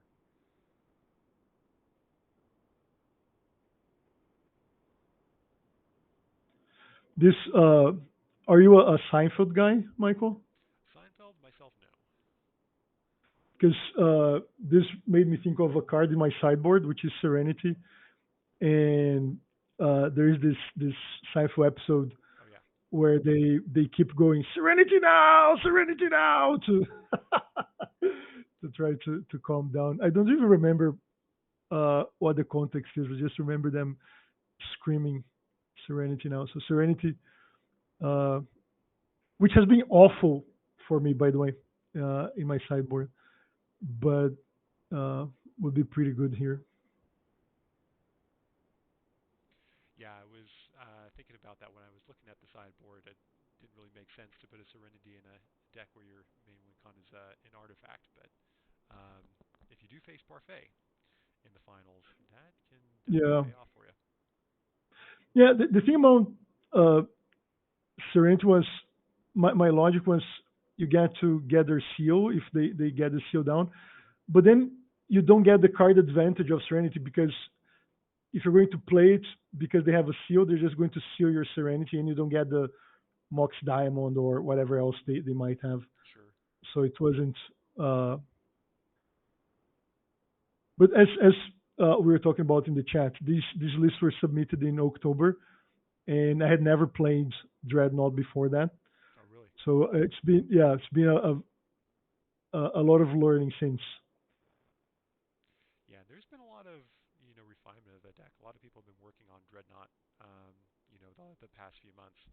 I feel like most of early, late 2021 and early 2022, Dreadnought was really put aside just as, Elves was, it was just everywhere for a while. Uh-huh. And Stiflemont has a pretty bad matchup against, or yeah, against Elves. And then once people, started working on Stiflemont again, people got really excited. And yeah, you've seen a lot of changes. Most people have dropped Lotus Petals, um, and in favor of a deck which can grind a lot better. Yeah, yeah. So after we started playing the Gauntlet, Hmm. um, I played in a ERL tournament here in Brazil, Hmm. and played the version that is very different from what I'm playing now. That has exactly as I said, a couple more lands, no lots petals, but you can grind with the gush and foils. And there's this guy on YouTube. He plays on the Magic Online Society leagues. Hmm. I won't remember his name because his YouTube name has it's a really weird one, lots of consonants. But he has lots of very good videos where he plays Blue Eyes Typhonaut. And if you're looking to play an updated version of the deck, I would recommend look him up on YouTube. Yeah, that's Francisco Paluz. So I will write That's that in him. Yeah. the chat. And yeah, definitely look him up. He's a local here for Southern California. So I am. And he's also funny. I enjoy his videos not only because of the content, but he's pretty funny. So I recommend his stuff on YouTube. And the main thing I got from watching his videos uh, was reducing the number of enlightened tutors. Um, so at first, when I decided to play Blue White Typhoon in the Gauntlet over the other versions, it was because of enlightened tutors, right? The consistency of, in theory, always having access to the Dreadnought. But the card disadvantage is huge in many matchups. It really is, and especially when some of your worst matchups are going to be, control decks, Yeah, because you're yeah, two for one yourself, just with the Stifle combo anyway. yeah. And so each thing that you kind of add in, is going to further and further, um, yeah, it's going to further two for one you. And another thing is, if you just want to be the fastest deck, you just play Hermit. Um, Exactly. Yeah, I think that's a great point. And so, yeah, we find that, yeah, just focusing on your strengths, that's going to be the most important thing in Magic. Just not worrying about the other matchups so much. So, yeah, Yeah, double aura, double crypt. That's yeah. I think it's pretty academic from this point. Um, Either the Armageddon or a meddling mage to get the beatdown going. I do like the blue and white version better than the mono blue version though, mm, and meddling mages are exactly the reason why because they open up. Uh, I mean, first you can win without the dreadnought, right? You can sometimes just beat them down with your grizzly bears, but also uh, gives you a lot of play. And if you know the format well and know what to name, uh, they're probably one of the best cards uh, in Premodern, I think. yeah, I would have to agree. I played just a version of Patriot last month that was entirely focused on landing Meddling Mage as consistently as possible, and yeah, did very well. And ran into Goblin Menace, and sadly got knocked out too late. But Yeah, Meddling Mage is one of the decks, or excuse me, Goblins is one of the decks where Meddling Mage is not very good against. no, definitely not. Is that the Grim Lava Monster version, Michael, that you're playing? No, so my version, no Grim Lavamancer, it does have um, Mother Runes to be able to protect the Right. um, the Meddling Mages, and then I played 4 Portent and 4 Impulse just to be able to look as many cards as possible and find Nice. Meddling Yeah. Mage. Ooh, third Aura of Silence. And there's the Ivory Tower, and this is gonna get locked diamonds out. Um, yeah, an Armageddon is just going to send Galen into the abyss. Yeah. So he swings in for a point. So making sure it's not a perfect win. No, what do they used to call it in Mortal flawless victory in Mortal Kombat? Is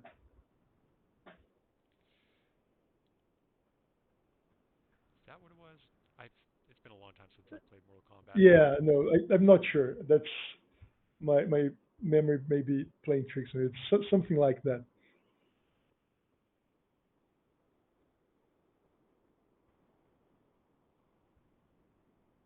I'm hoping Ryan boards in the one Acroma and is going to hard cast that for the win for style points. Now that would be exciting. That's 8 mana or 7 mana. I'm not quite sure. Or is it 9 mana? 9 mana. It's a lot for a Chroma. Yeah. Did you, Mike? Were you playing back in when they used to have these uh, block tournaments back in the early 2000s? So yeah, I did play, block constructed. Yeah. So the oh wow, yeah. So the whichever it's onslaught block right from Acroma and the Astro Slide and Rift. So Acroma was all the rage in that block. I remember the those Astro Slides with Acromas providing the beatdown. All right, I'm gonna unmute the players here. Oh, we should unmute them. It's me. Hello. Just a minute. Galen, that was rough. Yep. It was. Well played though. Yeah, I was. I mean, You just thinking like, what could you be drawing? What could you be drawing? And I didn't see those key spells that you needed for the longest time. yeah. I don't. I mean, I could have gone for the Dreadnought instead of tutoring for the Hermit, but it was pretty late game, and at that point, Enlight and Tutor answers both just as handily. So I don't think that mattered. Yeah. I obviously had the Stifle in hand like from the beginning, so that I could deal with the single crypt, but once you had the time to find the second one, it was pretty much sealed. Yep, that was rough. Yep. But This was Parker's in a and good this deck. was That's out. all good. Yeah, we were wondering if you were going to keep in the Oath of Druids or not, and I thought I predicted that you would take him out. So, and I think that was Yeah, just correct. the meddling mage beatdown, yeah, and the pyroclasm as well that we had mentioned. Yep. I really wanted to make room for a Shallow Grave in the deck, but I ended up just cutting them all. Oh, really? Interesting. I don't know if that was correct or not. I cut these for one and the three safekeepers. I almost Yeah, bought, the but I rays were almost really annoying those games because it was never in a position where it was clear for me to force them with crypt, and even the turn game 3 where I didn't have any enchantments, I was like, I don't want to lose my crypt to save the Sylvan Library, even though it's debatable whether that's right or not. But Mhm. Yeah, I mean, it would have been a reasonable play on your part, but I certainly understand why you valued the crypts over the Sylvan. yeah, Yeah, I think you could make an argument because when I was looking at the Hermit sideboard, really was just questioning whether you bring in the Revelations or not, because you I can. brought in one. Yeah. Okay, Yeah. and we saw him in two of the sideboarded games. Okay. Yeah. Do you just want to go as fast as possible, or do you want to, some resiliency as the game I goes along? Yeah, I think I'm the beatdown. Mm-hmm. So I thought about doing like this Mm-hmm. and not even bothering with it. Oh, good job. I'll be right there, Casper. And I also thought about swapping out a Lotus Petal, but I just on the play, I just wanted to be speedy. Like if I can drop Mhm. a first turn dreadnought and he doesn't have the swords, like that's one of my win cases. So I really wanted room for the shallow grave to play around Aura of Silence and the like, but you know I decided it wasn't worth it.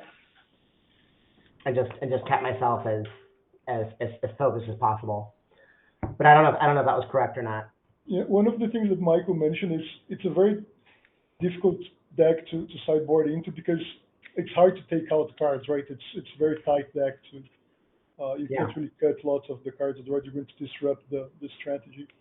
yeah, and I mean it's tempting to it's tempting to cut the dreadnought combo because it's kind of a parlay to get there with dreadnought against parfait. Like it can happen, but it's not easy. But all of my things also answer crypt. So Yeah. like I don't want to cut those. I don't really want to I guess I could shave one dreadnought. I guess that's a thing you could do. But yeah, I don't know. I decided to just stay as focused as possible and leave all the combos at their leave all the combos on. Well, Galen, thank you so much for playing. Ryan, congrats on moving on to the finals, and also my condolences that you have to play two matches in a row late at night with Parfait. Yep. Yeah. Well, good luck to you both. I mean, Thanks, I think we Galen. all know who the good guy in the finals is.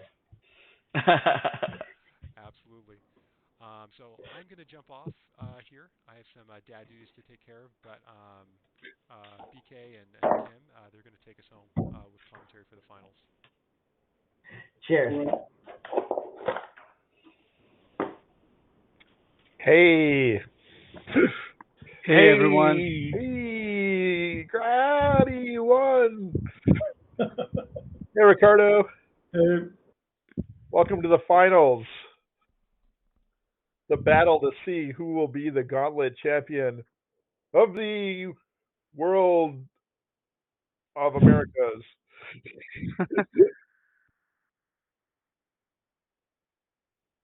Uh, they You know may what? get you some. They may get you some time, Ryan. Dreadnoughts always get me too. I was telling Ricardo when I played him, I'm like, I always feel like I'm playing a deck that seems like it should have a good matchup with Dreadnoughts, and I lose to it anyway.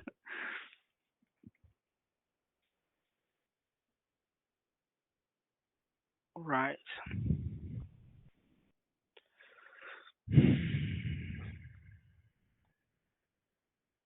So we have in one corner our returning semifinalist from the previous round you just watched, Ryan Grodzinski, playing the most Oh, you can hear me? What? Oh, he's waving. Playing the most annoying deck in the format. Perfect. Just kidding. I like it. I think it's fascinating to a point, but maybe we should do something about it because, I don't know. How do you feel about this deck, Kim? It's really powerful. Super And powerful.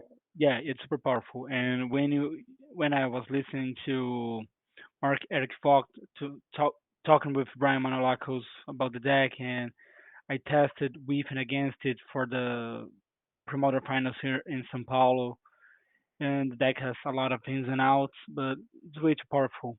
When you think of something going, there goes the landing tutor, and boom, you're screwed.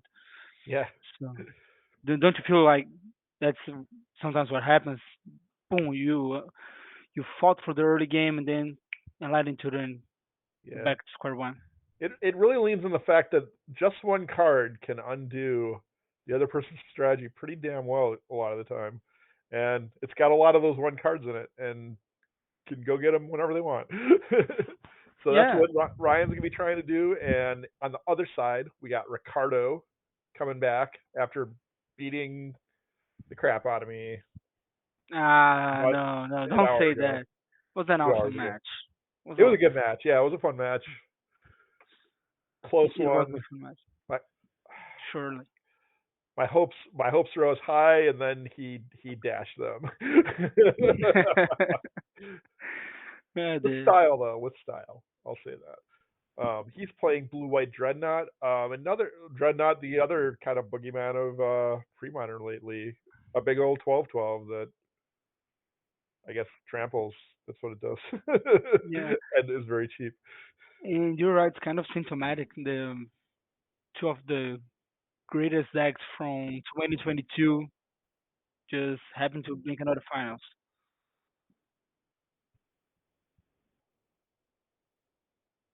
I gotta, Okay, I gotta mute these guys. I don't know if the stream. Have we checked? Is the stream have been I'm muted? watching the game from the stream. I received your audio from the whereby room, but I'm seeing what people are seeing in the stream also. Of course, so I get no delay. I'm looking, switching tab from tab. So they're shuffling, and looking if you have some chat questions or comments throughout the match. So Oh don't yeah, worry. ship us your questions for sure. Uh, do you have a prediction? A prediction? Yeah, I think in Michael Hobbs five, style. man. I think it's gonna be par. I can't like this. I had that sinking feeling Morphe's gonna win it all. I don't know. I uh I don't know. I had fun. It's hard to root for anybody in this one, or it's easy to root for everybody in this because Oh, everybody was so great. But playing the Gauntlet this whole time was like it was just a really fun group of people to be doing this whole thing with. Um, yeah, I couldn't agree more. It was super fun, super chill.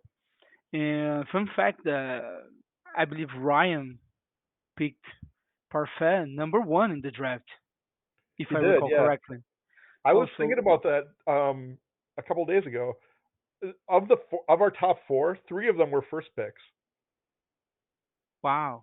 The first I, two picks of the draft were Parfait and Angry Hermit. And then I picked Trade Wind Survival just to cheese off Ryan first pick because that's his baby, and I do like I don't. He was like rubbing it in that he took Parfait, and I kind of actually wanted to play Parfait. Not that I would have got it. There were like five people before me, but well, I'm rooting for Ricardo. me too, me Yeah, too. a fellow Brazilian, and because he only advanced from the round of 64 to round of 32 with blue white Stifle out. So this has been his only deck since round two.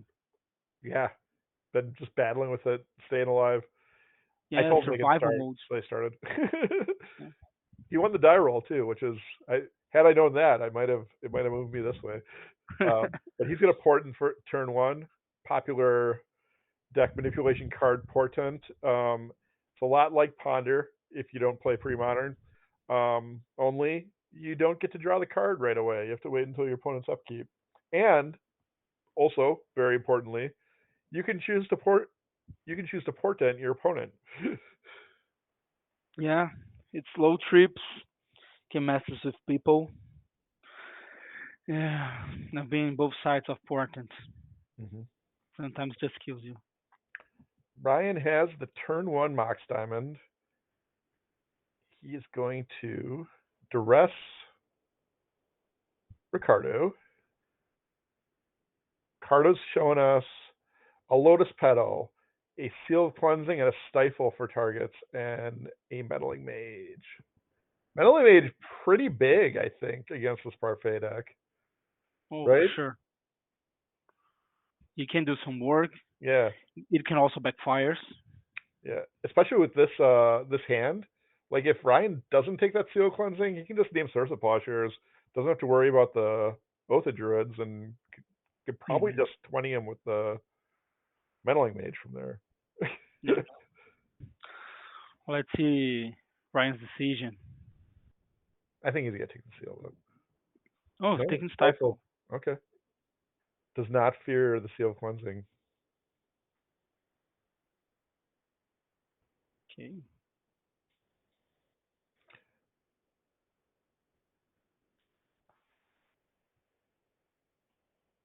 I predict a battling mage's turn.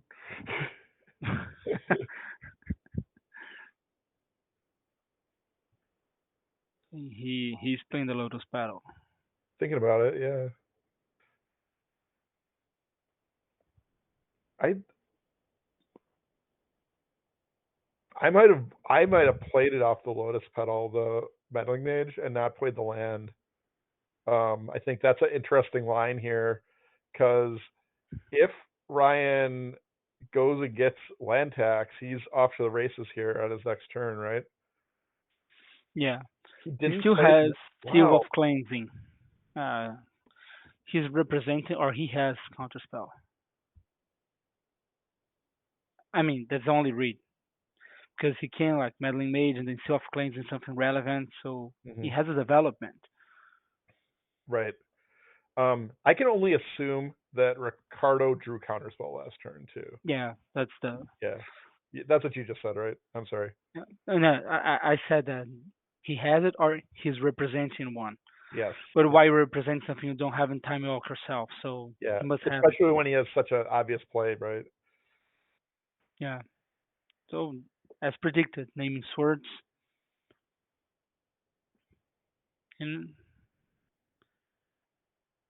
oh, did Ryan keep the hand on the back of the rest? I think so. I don't know if mulligans happened or not. It looked like he kept a 7, Yeah, but I agree. it's it looks like it might have been kind of a weird keep. I'm trying to figure out what the context of the rest of his hand would be. Maybe he just figures duress. Maybe he figures game one is kind of rough, so he wants to just hit that duress right away. And see what he draws. Okay.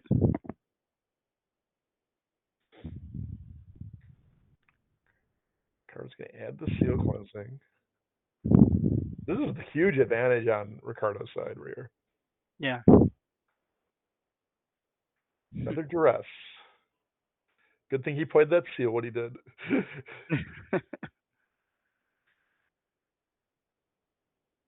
He's gonna Oh, show damn. double counterspell gush. Master. Like This is how I lost. This is what happened. No, okay. he's missing an island for Gush. Yep. If he doesn't want to pay full price. If he draws like a an Edgar Ways or something else. Hmm. So let's see.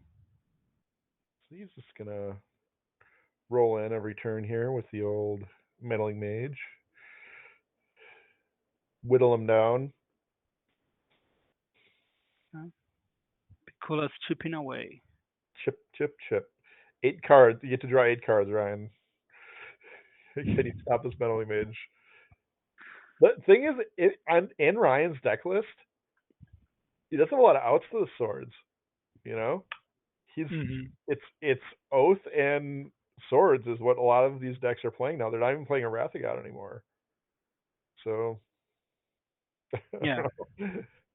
I think Uh, the combination of Mage Dreadnought might actually make Ricardo's deck stronger against Parfait than the say the mono blue version that's very popular. okay. It's your plague.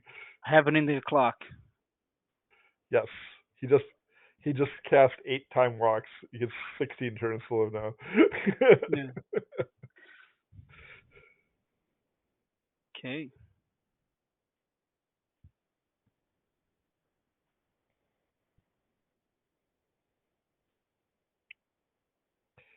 Ricardo Patient does not counter that engineered plague. You know, Yeah. oh, he's Wow. gonna kill it. I'm a little shocked. Yeah. Like he has a counter spell. Might have another Uh, one. You okay. know. I can't understand. I can't understand this play.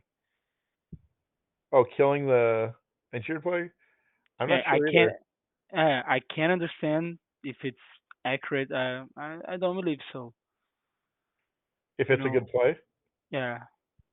Well, For now. I mean, yeah. I don't know. Yeah, I don't think it matters that much. Well, he's the beat down, anyways, He, in this matchup. he is, and he's in a controlling position.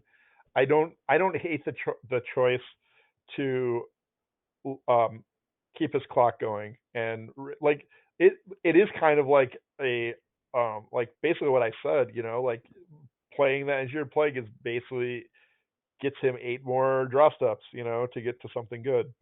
Hmm. Um I I love not countering these scroll racks in I general. agree.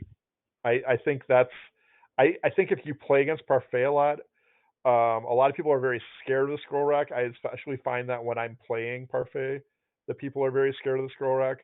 But I don't think that's how they. It's. I don't think that's how they beat you. If you can A like just naked scroll rack. I agree. They don't beat you yeah with that. yeah, if you can keep them from ever having a land tax, like that's where you want to be. Because the deck does not do much if it doesn't add 3 cards to its hand to return. Mm.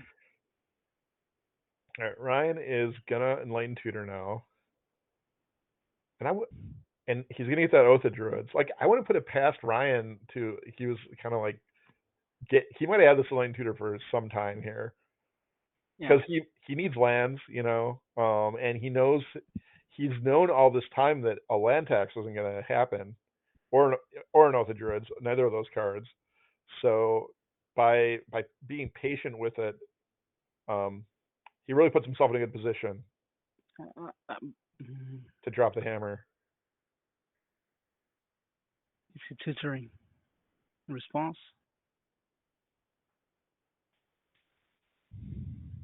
He's responding to the oath with a inline tutor. Uh, yeah, Okay, he is. he's gonna get the dreadnought because he's Uh, already used a seal cleansing. well, he can stifle the ancestor's chosen trigger. He can, or he can just stifle the oath of druids too. Yeah, But I like whatever he chooses. stifling the ancestors chosen is like the best, right? Because it basically turns his oath off forever. Because the shard phoenix doesn't do anything. Well, it gets him his source of plowshares back, I guess. All right, he Okay. is.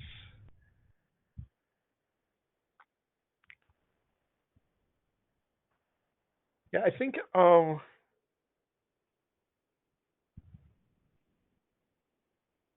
Vision charm. Let's see. Vision charm.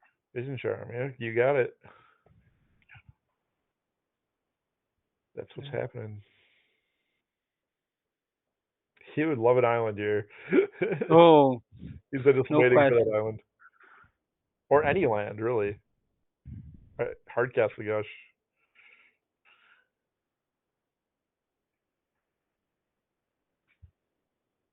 Okay, blessing, guys, blessing triggers. He's really wants to hit a shard if he has the swords. I guess he really wants that shard phoenix because then he's just out of trouble. Already is chosen. He's chosen.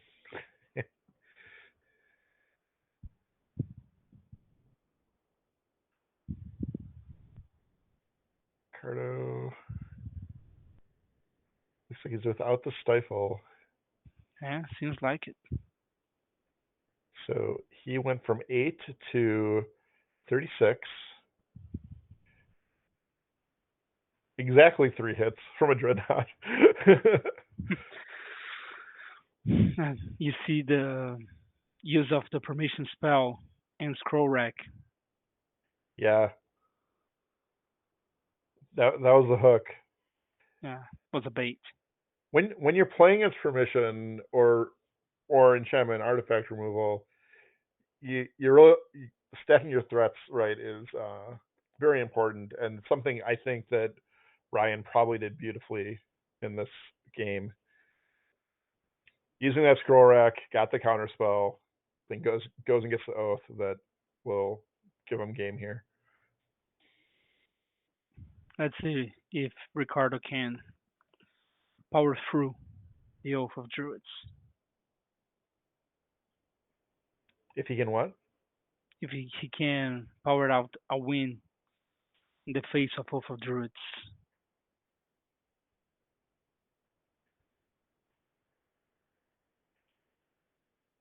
I think wow, like he's thinking about attacking with the meddling mage, which not the worst call. I don't. Did he see whether the well he wouldn't have seen. I guess he doesn't know if there's a Shard Phoenix in Ryan's deck right now or not. It could be in Ryan's hand. Yes. If that's the case, he doesn't want to be attacking with this meddling mage if it's in his hand. If it's not in his hand, he might as well, right? Because it's just going to die Hmm. on Ryan's upkeep anyway. So he gets 2 extra damage.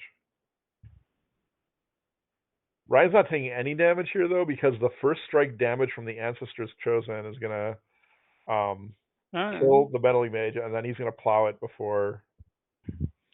that prompts a concession from Yeah. Ricardo. So that makes sense because Ryan, I think Ryan probably kept Duress Source of Plowshares on his opening draw, and Ricardo's hand just happened to line up very nicely against it. But he navigated it, found his way through, and came away with the first game win. Yeah, kudos for Ryan. Yeah. Uh, in my opinion, the counter spell targeting the scroll rack was the decisive play for this outcome. So going to game two, no sideboards. Ricardo on the play again. Yeah. Uh, Let's see.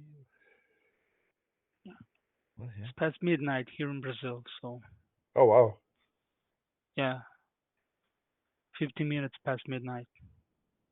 I didn't During realize Brazil went that far east of the U.S. East Coast. no, it Is it? isn't. It It isn't. isn't. It isn't too far now.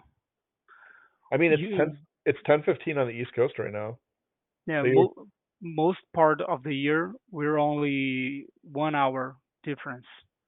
uh-huh. But right now, around two. I believe you guys like end the daylight saving times or something like that, and prop the upgrade to two Yeah. hours. So there's no daylight savings time in Brazil, or is it just different? There were until 2019, I believe.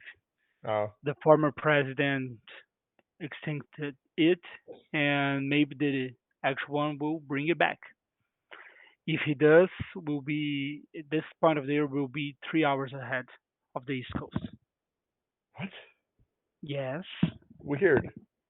yeah, it's weird That is weird. because we're It's so in smart to get rid opposite of it. hemispheres. We're What's the opposite argument? hemispheres. The What's the also argument to get bring it back? to bring it back. Yeah. Well, some people enjoy it. The former president said the daylight saving times weren't actually like saving energy and Yeah. money, so he, he took it out. Yeah. And I actually don't know if it actually saves money or energy, Hmm. electric energy. But Brazil trained it towards accepting the DST again. So let's see. So a little action for the first few turns. We had a turn one portent from Ricardo, followed by a turn one Oath of Druids from Ryan, which got dazed. And now Ricardo has played out a Flooded Strand and has passed back to Ryan. The power of Mox Diamond. Here's a powerful one. The Sylvan Library. Yeah.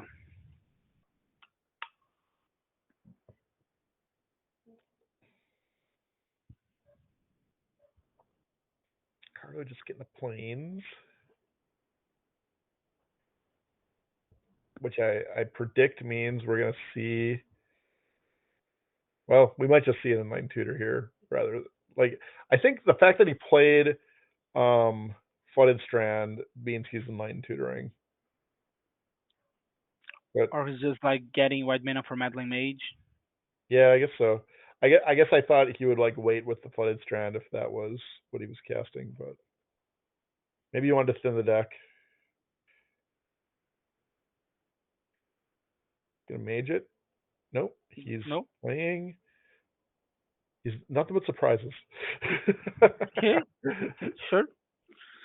Bombs away, Ricardo. I just There hope he to is. see no gushes in your hand right now. It's 12-12.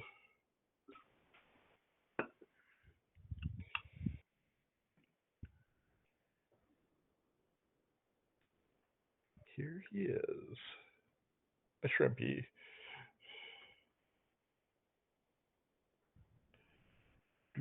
What was your favorite deck that you drafted in this?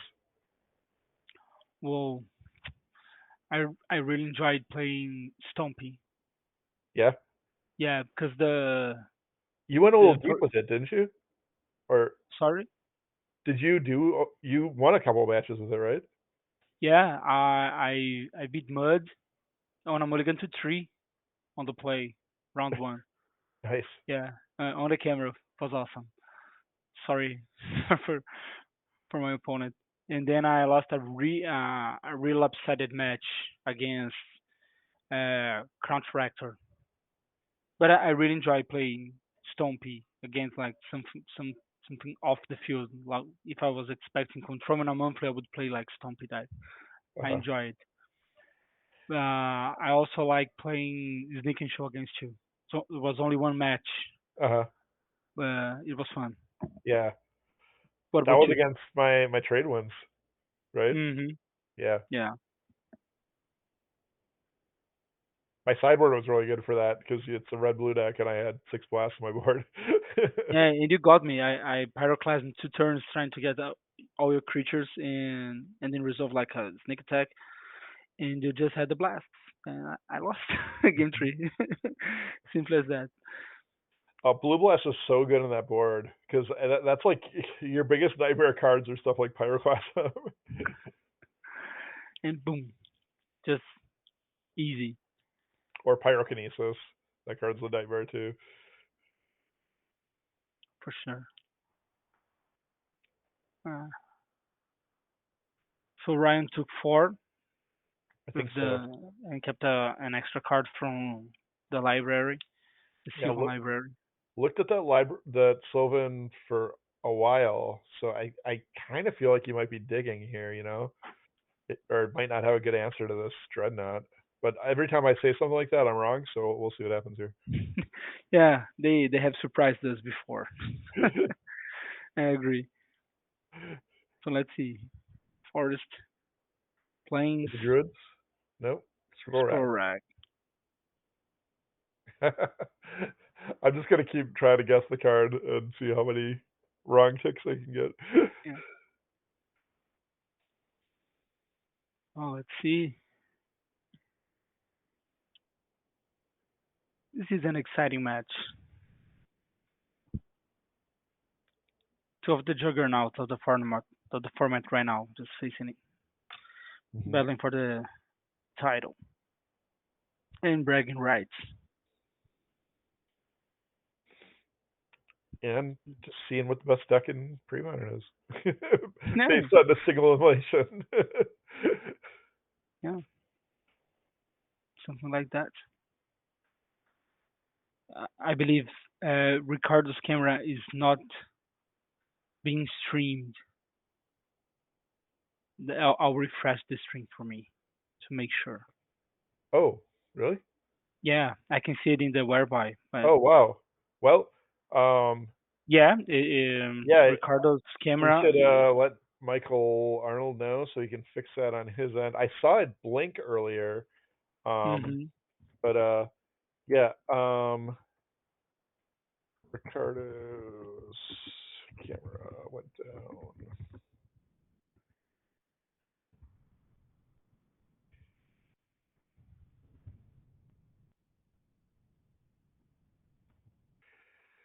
Um, anyway, so Ryan has enlightened tutored for seal cleansing, and we'll see. Oh, I think Ricardo has Is he back? refreshed. Yes, it's back. It's Okay. back. Okay. Okay, done. Thanks, Ricardo. Okay, I'll Okay, mute see you you. once again. great, awesome. Hey, fix it. And let's see if Ricardo has 4, yeah. Counterspell or Stifle for the Yeah. Self Cleansing. Yeah, Mm-hmm. lots of answers. Civil Library, Ryan yeah. can't be feeling super I'll advise you to keep 2 cards. good about this, but if he can get to a, well, Yeah, he needs a land and a source of Flusher. That's the friendly advice. problem. If he wants to double threat, um, No, he Okay. has the Undiscovered Paradise back to his hand. oh, he does. Okay, so he can rack and maybe get a second shot at this thing this turn if this doesn't work. Let's see. You have 3 cards, right? One of them is a Undiscovered Paradise.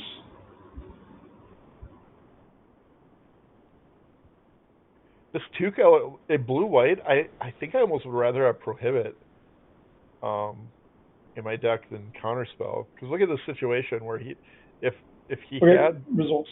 Counterspell and Stifle, he's in a rough spot here with Plains Island. Yeah, And how much stuff are you actually wanting to counter that costs more than 2 mana when you're Dreadnought?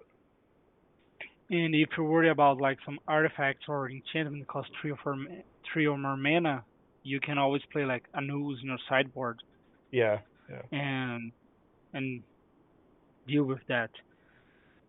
Yeah, I agree. Prohibit seems like a nice choice. Yeah, all stuff.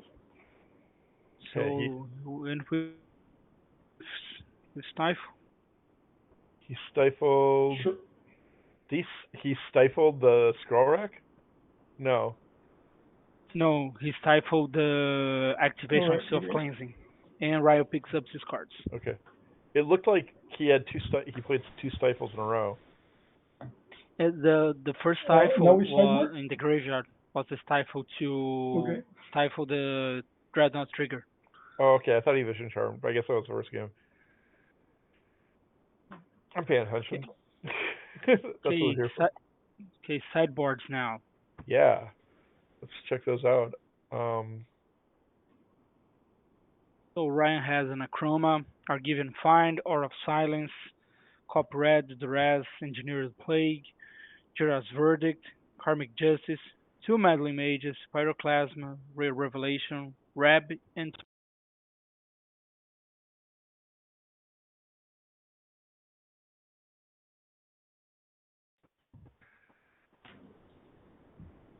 I think I'm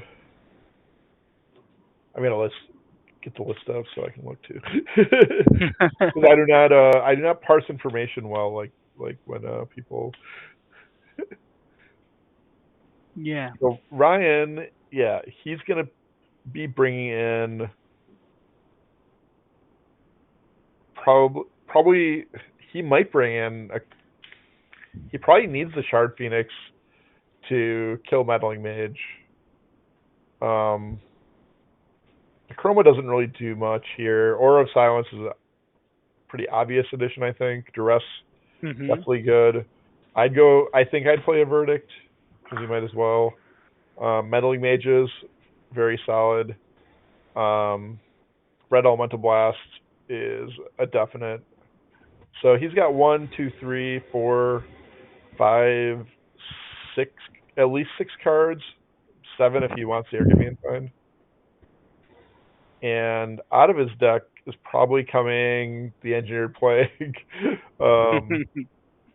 And I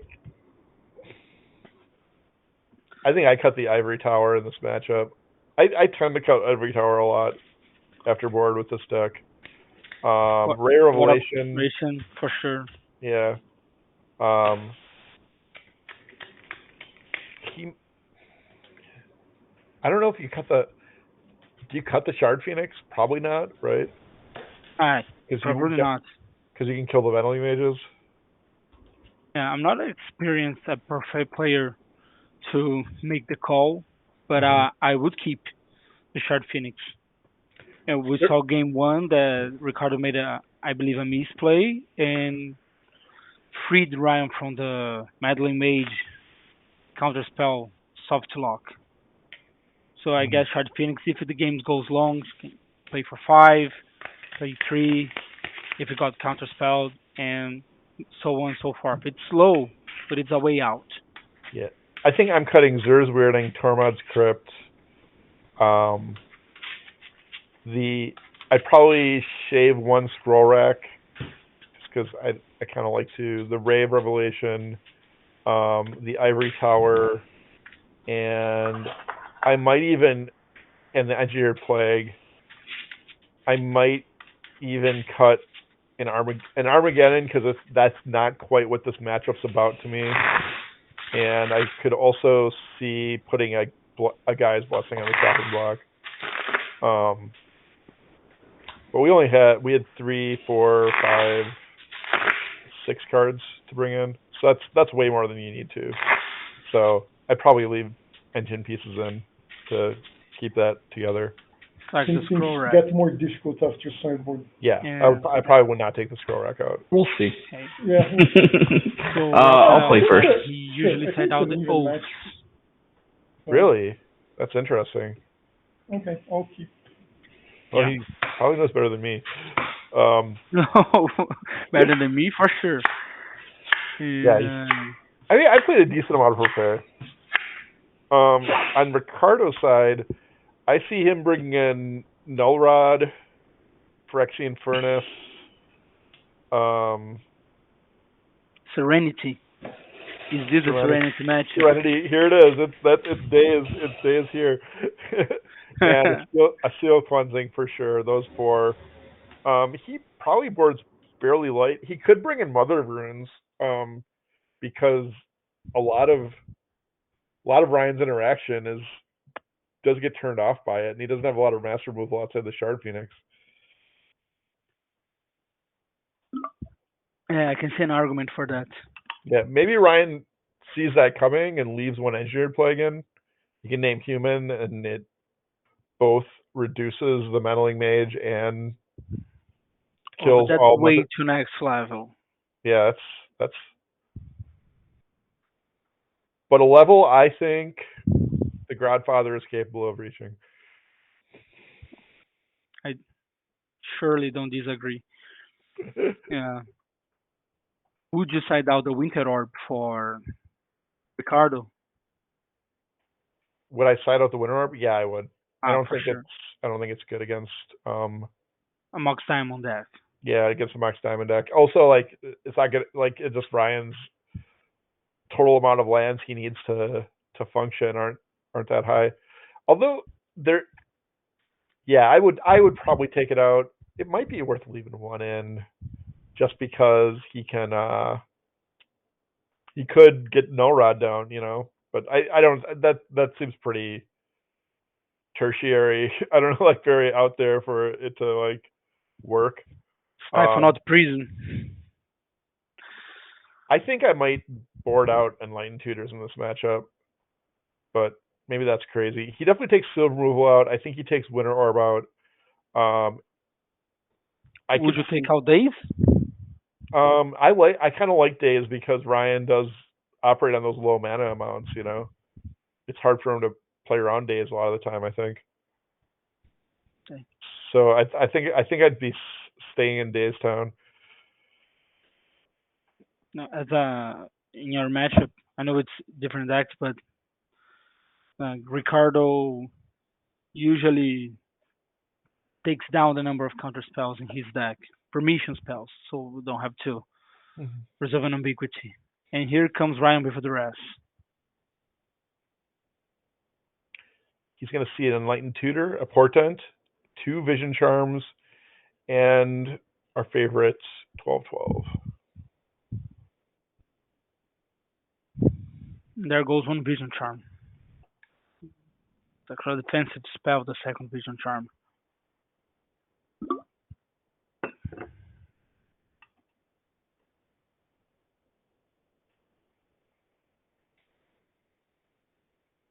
Ryan has two cards in hand.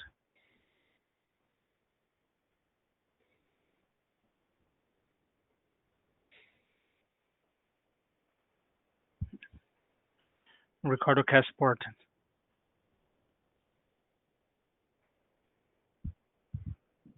Time to set the top of the deck up.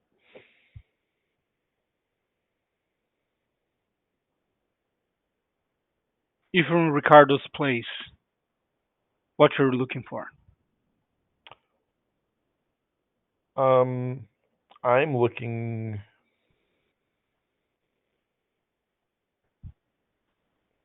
I think most action cards. I think I want more copies of Vision Charm and Stifle. Um, those are probably his best cards.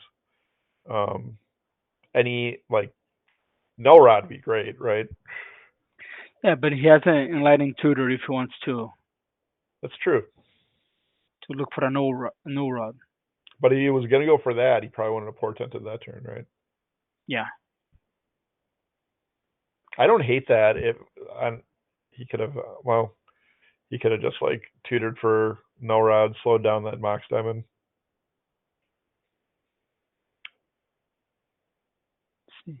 Ryan has a Seal of Cleansing in play now, though.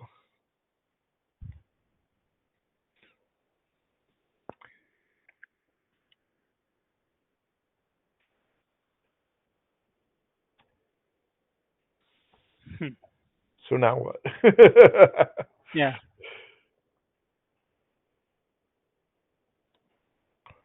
You can go get Serenity, he could get.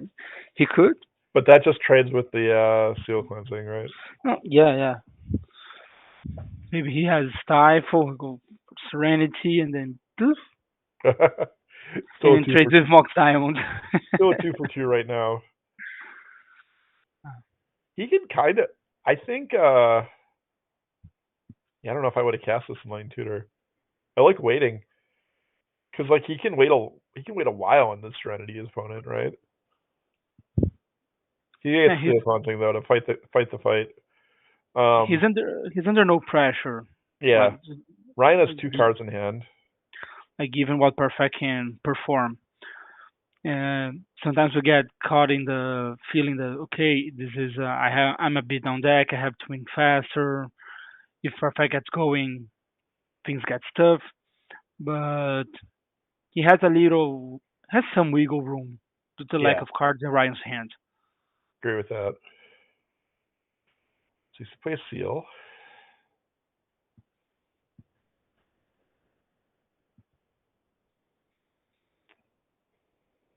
As to Ryan.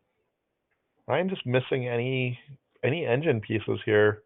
I feel terrible about those games when I'm on Parfait and I don't have land tax or even a Sylvan library or a scroll rack to mess around with. Just sitting there drawing out the top is like kind of agony with this deck. It's hard to you're thin on answers. The deck is like a large portion of it is engine.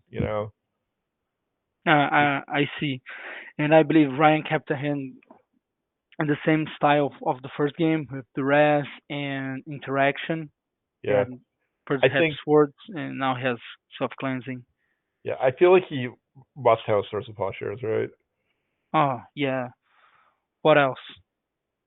Yeah, what else could it be? It's like yeah, it's the only thing that could be in his hand that would like support this keep.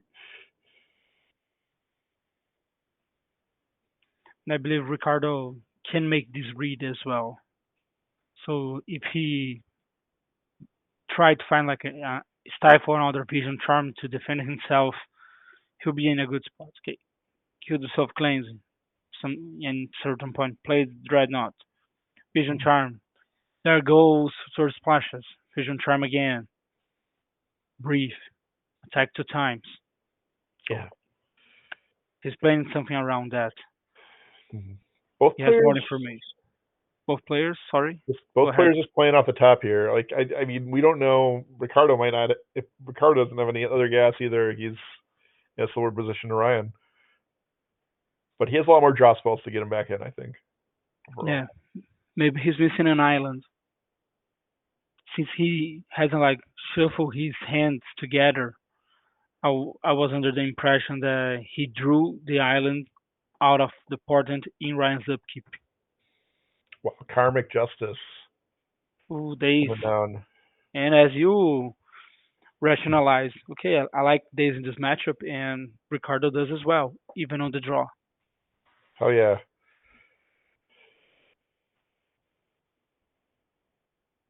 No karmic justice for you. Did Ricardo just freeze? Yeah, he froze and went Okay, away.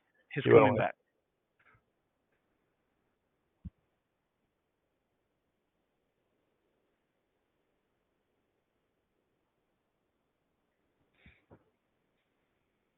Oh, Chrome froze. Mm. Okay, logging back in. Okay, we'll be back in no time.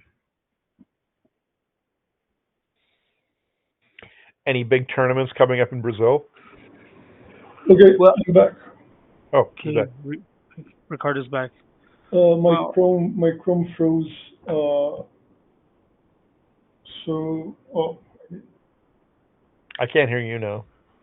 sure. uh, Oh, okay. Stop talking. okay. No, we have Let's go this live.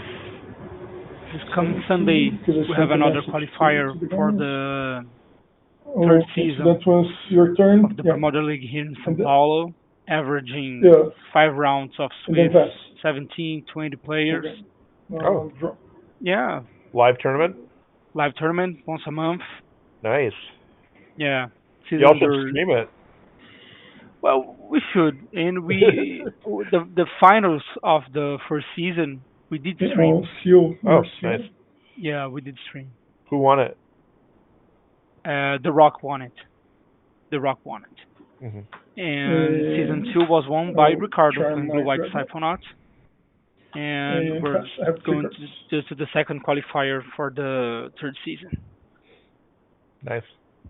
So there's that, and there's a lot of talk in the Brazilian community about someone going to LobsterCon and our appearance in the South American Premodern Championships in Buenos Aires, Argentina. Uh huh. That's at the end of March, right? No, the sign up is in the end of March. The tournament Oh, is in okay. August. Is Yeah, in August. somebody. I just saw that today on Twitter. Like I think I might have got tagged in it or something, but I was like, wait, it's happening the end of March? No, but it's sounds like it's a different. It's going to be later then. Yeah, in August next Okay. semester. Yeah, that'd be sweet. And as predicted, swords to plowshares. Yes. But and no answer from Ricardo. Yeah, we're going to have to rebuild.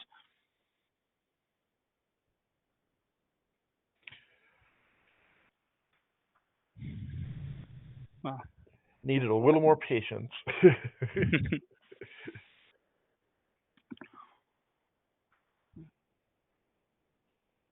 and you you have some tournaments going on, Yeah, right? I revealed our schedule for the year, and our next one is in March, March 25th, I believe. Let me just double check that. March 25th. It's gonna be the Spring Cup. The Spring Cup. The Spring Cup. Probably get some kind of cool trophy for that, and figure out some other cool things. We're still lining up all the cool stuff for that one. Oh, sounds awesome. You always talk like about spring. It's autumn. It'll be autumn here, so Spring Cups still sounds weird. Yeah, Spring I Cup guess. sounds weird. Yeah, because for me in Brazil, it'll be fall. Oh, No, not spring. And I understand that hemispheres and stuff. Hmm. So like the Spring Cups for me sounds like something that will go on in October, not in March.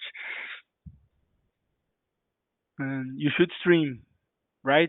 You're probably Yeah, going to. that's part of the like I that's part of why I hold them is to stream them because I love making Michael is making content. I love doing commentary, so it's just fun to put on a little show and let people watch some pre-modern. Oh, it's fun for us as well. We appreciate it, BK. Thanks. And Ricardo's flooding out. And Ryan is still on three. Yeah, it's the old saying, "Screw beats floods." It's totally true. And this is the deck that plays on very little mana very well. Hmm? All right. There is the taxes. He's got his little money bag and he's ready to go to town and collect. Ching ching. Ching ching indeed. I love that artwork. All right. 2 mana, Gush, a classic. Only 3 Gush in his deck. Yeah, I know Ricardo is unhappy with his build. I remember talking to him in the finals that he won, Hmm. and he compared both decks, and he he made a decision to play foil in a non mono blue deck, in a blue white deck, and it paid off. I know, but it paid off, and I believe now he enjoys foil in this blue white build. Uh-huh. And Metal Mage put out a lot of work for him. So and he played for Gushers, if I recall correctly. Hmm. Meddling Yeah, Mage is but it's so weird. I can't I mean I'm a lover of Meddling Mage. Um Ooh, but Serenity. there's Serenity. It's such a good card. It solves so many problems for this Dreadnought deck, I think. And Including being great in the mirror. yeah, so yeah, we saw Serenity has resolved. Yeah, you can play lands. 3 or 4 doesn't matter much right now. Well, you might wanna I guess it's You might probably want to gush true. again. Do you think Ryan has Armageddon in his deck? No. I don't think so either.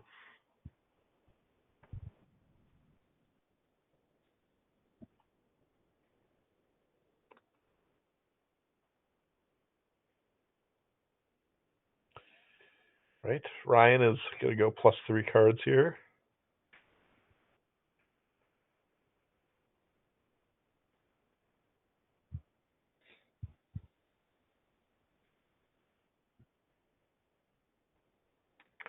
But kind of in a tight spot if he doesn't have an answer for this Serenity, since he can't exactly run out a scroll rack here and just lose it all. Yeah, it's like a Aura of Silence or self cleansing situation, or Yeah. boom, he'll probably waste his turn. I mean, play a land drop, draw a card, but he cannot like, advance his board, and the board is really important for the Prophet deck.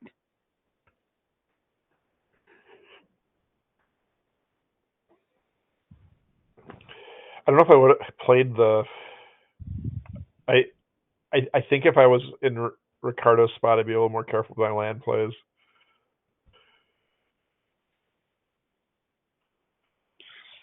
Yeah, mm, Because he has a deck that can make land tax awkward, you know.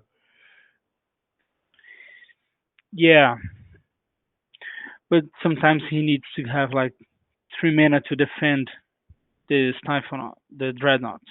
That's true. So he's gonna get a nice little 2-for-1 off the Serenity.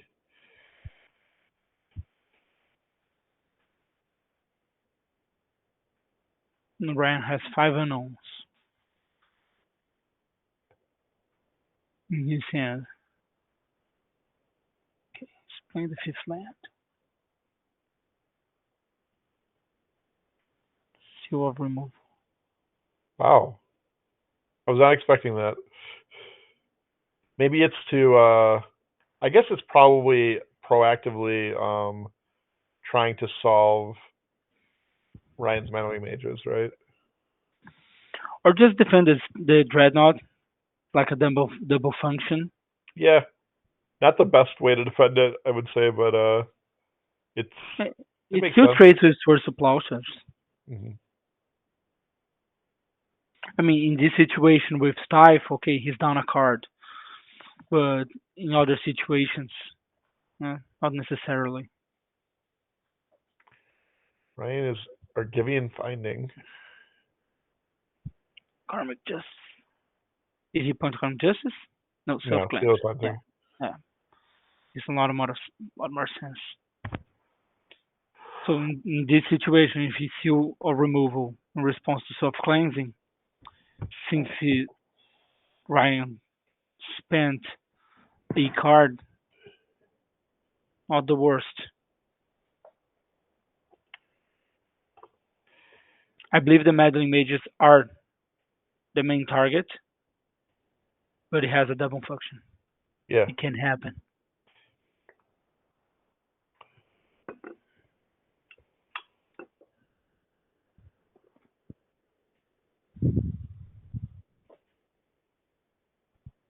I love Seal Removal. I have a lot of good feelings about that. I played the card quite a bit. I had a I like I have a famous Facebook post I made where I said it was as good as Meddling Mage. That's how much I like Seal Removal. It's not, but I I I used to play like I played like several like control decks that were pretty great. That it was like a mono blue deck, and like we could like tap out to cast our Morphlings because we had Seal Removal in play. So they like you just like that was often like quite good because like you'd be able to arrange that turn where you could like one turn where you cast stuff, but then they got to untap and you kill it sometimes. But like this lets you just like say, okay, you Mm. got it. Yeah, I have a tight spot in my heart for self removal as well. The first tournament I ever played online on Premodern was a Bird Brothers, and I top four. I was first in the Swiss playing mono blue control, and I had like three seal removals in my sideboard. Oh, nice. Yeah, I managed to win Hmm. some nice games in the back of it, like against Madness. I had a So I had a Merfolk deck with 4 copies main that I was messing around with about a year ago. I should put that back together. yeah, you should. I was playing Merfolk Static Orb Opposition. Oh, Um, something like Michael Arns would like to play. like what? Like my Michael likes Merfolk with like Static Orb or Winter Orb. He would appreciate a deck like that. oh, Michael Arnold. Yeah. Yeah, Michael Arnold. Um, yeah, the decks seem pretty good. It could not beat red decks, so maybe it's a good time to play it. There's a lot of parfait rolling around. Yeah. Not much slide decks. Hmm. All right, Ryan. Got rid of the dreadnought. Went back to Ricardo's hand, and then he blessing some removal spells back in his deck, and came back out with this Sylvan Library and Scroll Rack. Ryan's Ricardo passed without doing much, anything. He's got 4 cards in hand. Ricardo needs a gush. Yeah, he does. That's the weakness of this blue white version he has, I think, is that if it gets to this part of the game, it doesn't have the card draw and search that a lot of other blue white decks have. Like he only has one impulse, he only has three gush. Um, so it can be a little rough Yeah, over this point. he most certainly don't have an inevitability from here. Yes, that's where the mono blue will really get you is in these positions because while you can stop their dreadnought, they can rebuild it much quicker. Oh, I have Oath of Druids. Yeah, Ryan putting all the pieces together without a land tax. Yeah, it has been a hard fought game, but also a slow game, Yeah. and naturally it favors the style you play for Perfect.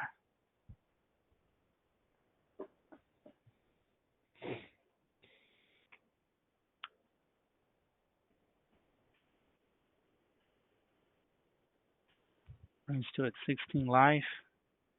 It's kind of yeah. I think I'd maybe take out Enlightened Tutor in this matchup in Ricardo's spot because it's kind of a card. I think his side of it is almost a card advantage match. You know, Hmm. he has to he just has to come up with enough cards that Ryan cares about, and maybe he can't. Maybe that's hard to do when he maybe that's hard to do with what he has on his board to get enough cards, a critical mass of cards to make Ryan care about. But I don't know. I think seeing that Argivian find, I would certainly be bringing in like Termon's Crypt and Phyrexian Furnace for the next game though. Yeah, but would like to talk about the Lightning Tutor. I understand you. Uh-huh.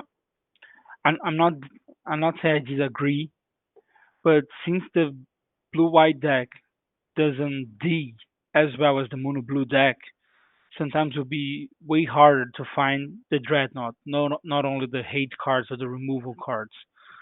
Yeah, So that's a really good I point, Tim. I understand the mixed feelings about cutting Lightning Tutor. Okay, it is card's advantage, but it powers my win because Yeah. that's how he wins. Like game two, he wins when it's fast, Hmm. fewer turns. So Okay, a big gush for Ricardo here. yeah, This is what he needed. a lot of cards. Yeah, suddenly has just a gigantic hand of cards. Let's see if he can get this Dreadnought in play. Although he has that Oath of Druids to deal with too. No. You know, imagining him playing two dreadnoughts, two vision charms, He's passing. starting two lands and passing. Yeah, so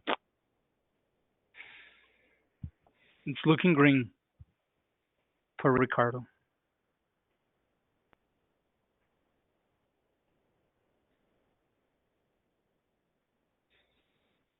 This is the part of the match where that makes people hate Parfait. Because Ryan is kind of at this point. If I had to put a percentage on Ryan to win this game, it's probably like 80. You know, it's Yeah, pretty high. Like 4 out of 5 times he wins for this position. You know, like an um, advantage bar. Like yeah, advantage bar way over on his side, but we got to play it out, and the lack of win conditions can really can bite him. can bite you. Yeah, No, so, can bite the other player more than them though, because no, the average for Buffet sure. player does not care. They're just like, yep, let's keep shuffling, looking at new cards. You know, Ooh, living life. that's a terrible hand. Two dreadnoughts, mom, three Yeah, lanes, and medley mage. Like it looks like no, he just gushed into a bunch of creatures against an Oath of Druids. it counts Aura of Silence.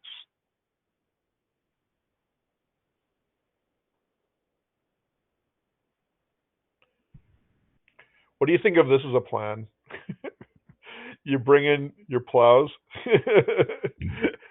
and you try to make it happen with Mother of Runes against the Shark Phoenix, and just you plow their other creatures, and just try to roll in with with meddling mage and potential Pro grandmaster red. and Yeah, probably looks Shakespeare. terrible. Looks Yeah, terrible. No, we laugh. I'm brainstorming here, Uh, which is not legal in pre-modern. but I'm all for it. Like looking for strange ways to Oh yeah, I squeeze love a it win. when you can find like a really out there strategy to like that just dodges the sideboard plan.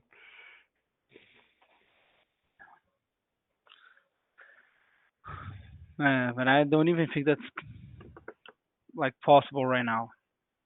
Yeah, I would have considered conceding to the duress there because he doesn't want Ryan to know that he has Mother of Runes in his deck. Because now Ryan might go to that a copy of Engineered Plague. Yeah, he might. He's counting. I believe Ryan asked to see Ricardo's graveyard. Two gushes.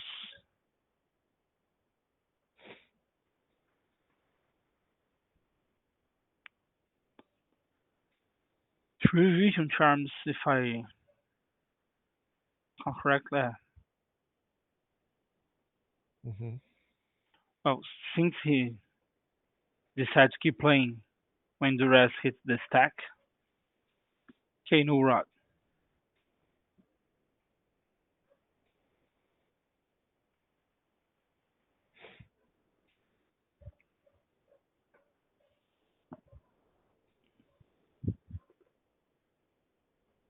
Now you go practically all the way.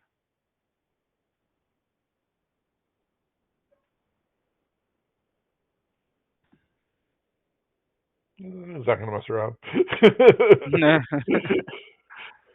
Stifle, Oh vision my charm, stifle. god. Okay. Can't play these dreadnoughts anyway. Might as well. Mm. Oh, there. Gideon find the second one of the match. And you talked about siding in another Argivian find. He has one main too. I believe he does, doesn't he? I hadn't noticed, but you're probably right. No, he doesn't. No, he He doesn't. brought it in. Yeah. He brought it in.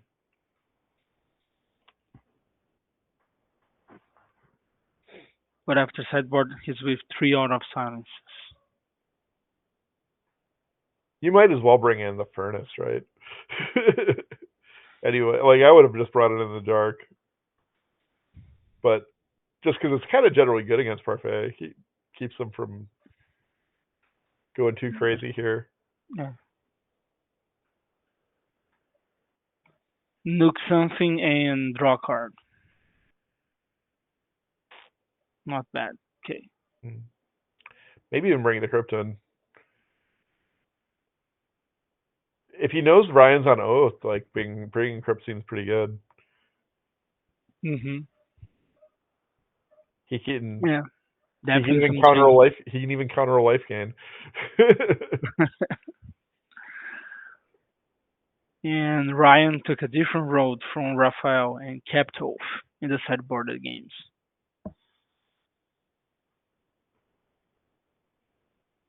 Yeah, but I still believe Ryan is in the driver's seat right Oh now. yeah. Yeah. BK, I'll need a moment. I'm sorry. No, it's okay. We're just watching Ryan just mess with his cards and look at mother cards and put cards back, exchange his hand for more cards, draw cards, look at cards, think about cards, pass turns.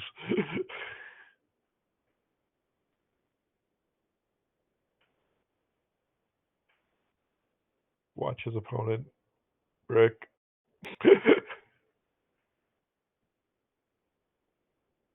Look at more cards.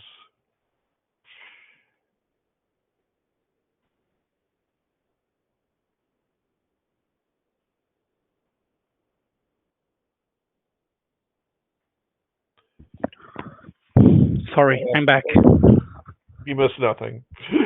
I figured.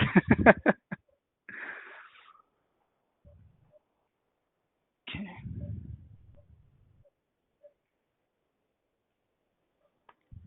Ryan's gonna scroll rack real deep here.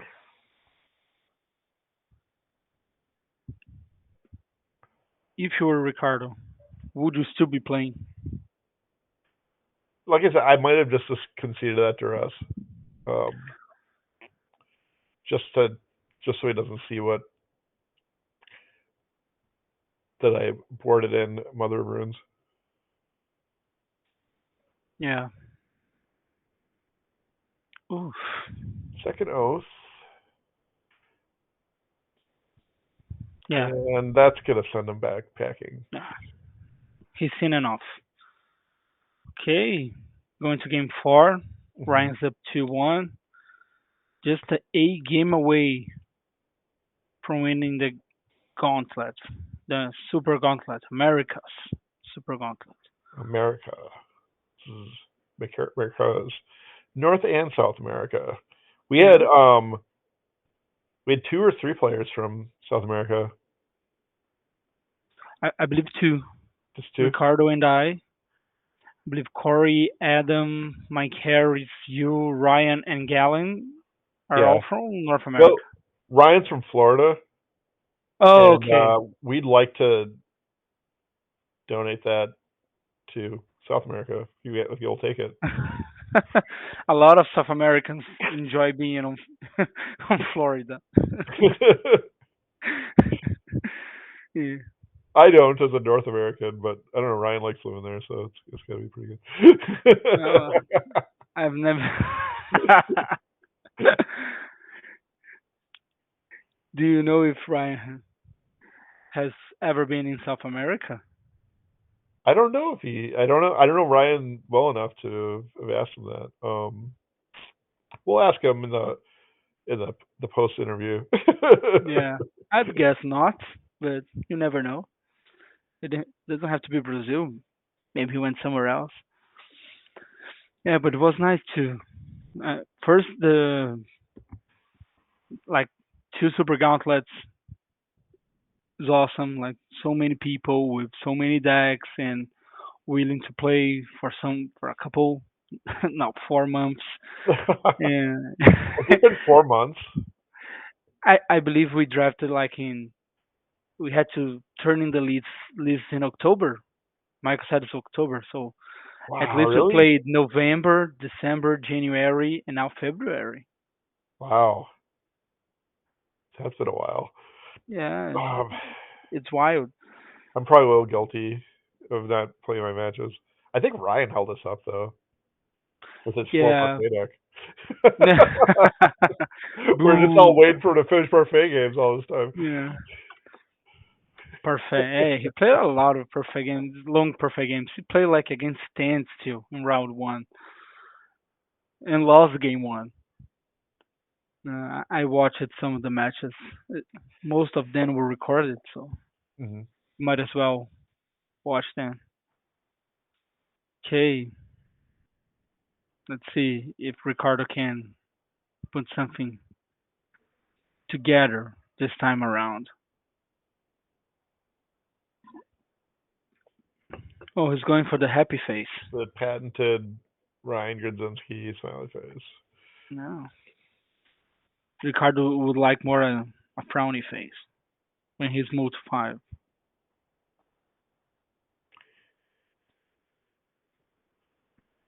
Okay, Island go. He's on 6 cards. Yes.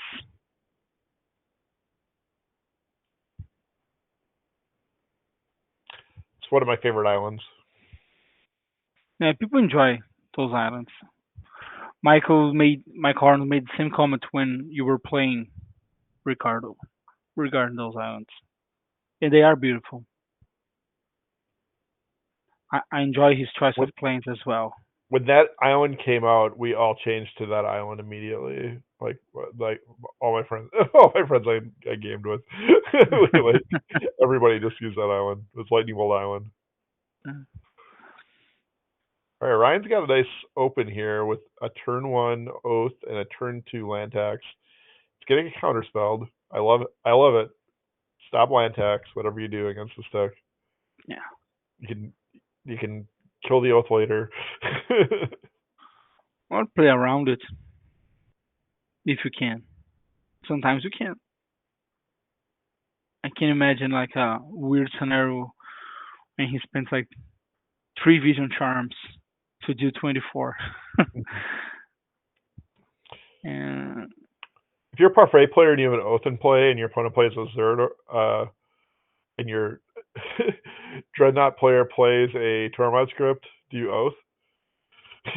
I don't think you can you? I don't think so. It's it seems like a very risky proposition, in my opinion. But I believe that would be one Ryan will do. Ryan surprises me a lot. He's an amazing player, so he's always thinking outside the box. Yeah, he's very good. It's like quietly one of the best players I think in Premodern. I found that just watching him in the PSS when we were in that together. I really loved a lot of his lines that I watched him play. His deck building choices I really like in general as a deck builder. I think he like has a lot of really cool lists, and he goofs around a lot, and that like he'd probably be doing like even better in like monthlies and pre-modern events if he was like playing top tier decks all the time, like Parfait. Yeah, It's for not a sure. surprise to see him like pilot this very skillfully all the way to the finals. Yeah, when he played the mono control, I really rooted for him to win the monthly, Oh but yeah, that like, deck was so cool. and he drew poorly against like Fab and died one once with humility on board playing mono white. It uh was kind of depressing to see that happening to him. His mono blue deck that he was playing, his blue tide deck was I really like that list too. That he recently top aided with. Yeah, he lost to Will, I believe, in the top four. He lost to Will. Yeah. Yeah. You say me? It was not me. Yeah. I never top eight a So monthly. you never top eight a monthly. No, I've top 16. I haven't top aided one yet. I'm playing my 6 monthly.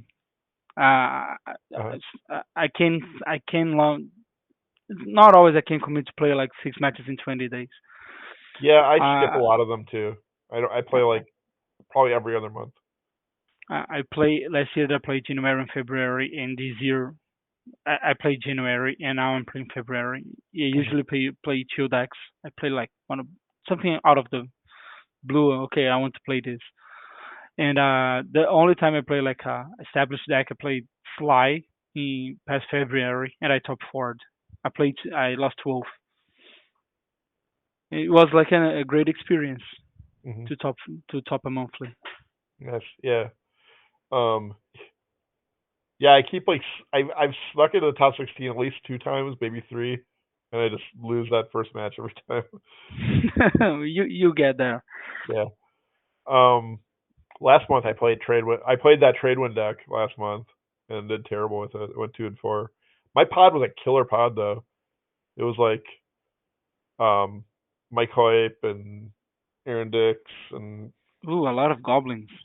yeah, I went 1-1 against those two, but I went 1-3 against everybody else. I only beat the only other deck I beat besides Michael Hype was Battle of Wits. Another Ryan Grodzinski special. Yeah, Yeah, I gotta build a Battle of Wits deck at some point. I love the idea of it. It's just so funny. I have like an idea of one in my head, but I just haven't put it together yet. seems challenging to say the least. Yeah. It's hard. They're harder to build than you'd think. They're like I mean, I guess a lot of people would think they're really hard to build, but it's hard to trim them down because you start building them and you're like, I got 250 cards. Let's play. I can do a lot of stuff, but Yeah, you but put there is way a too much limit. in, and then you'll have an actual like 400 or 500 card deck.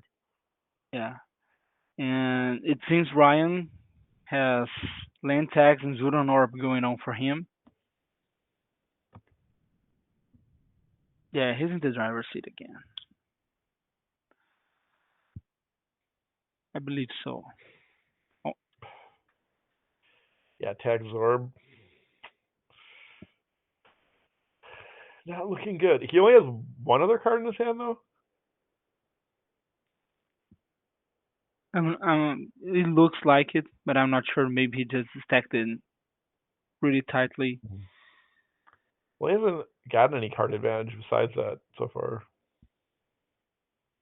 Yeah, but a scroll rack here would be devastating.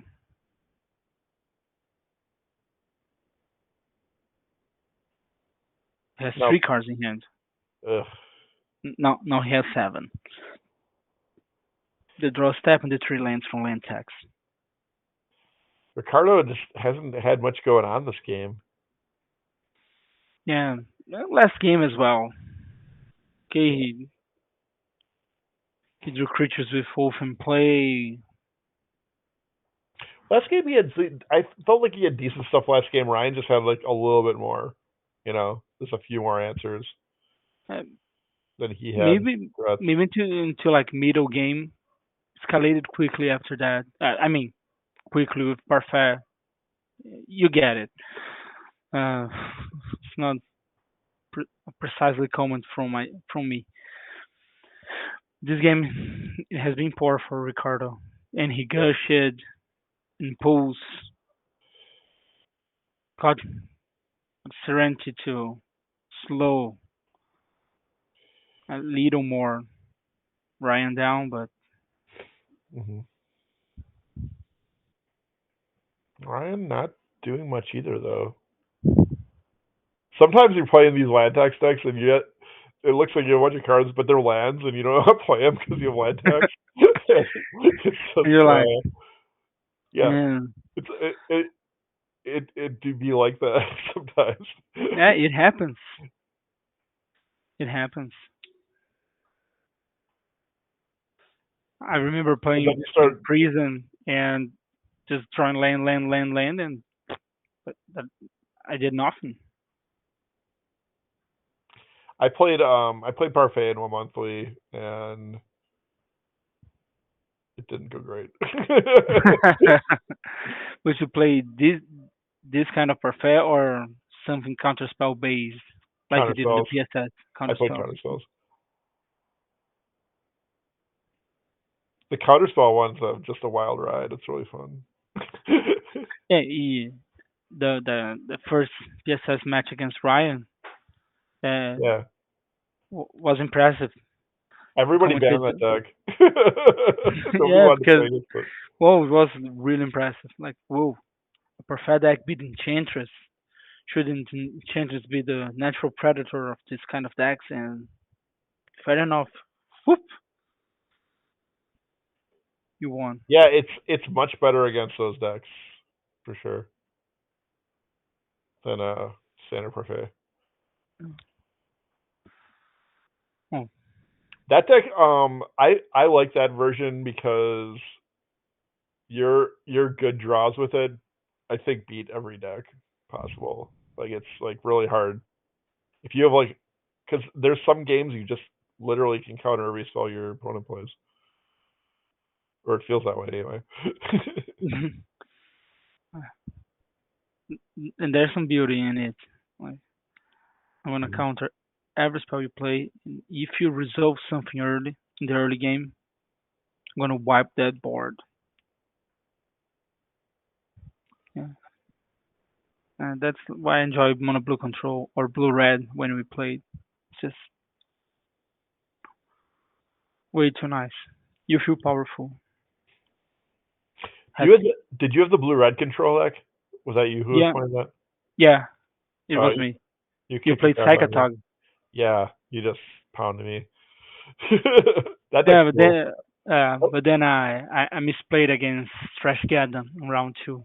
If I have saved the boats, it would be a different story. uh-huh. And then I lost. Yeah, well, you play poorly, it happens. Hmm. Uh, and that's something that just it's not true for this game. Nothing happens.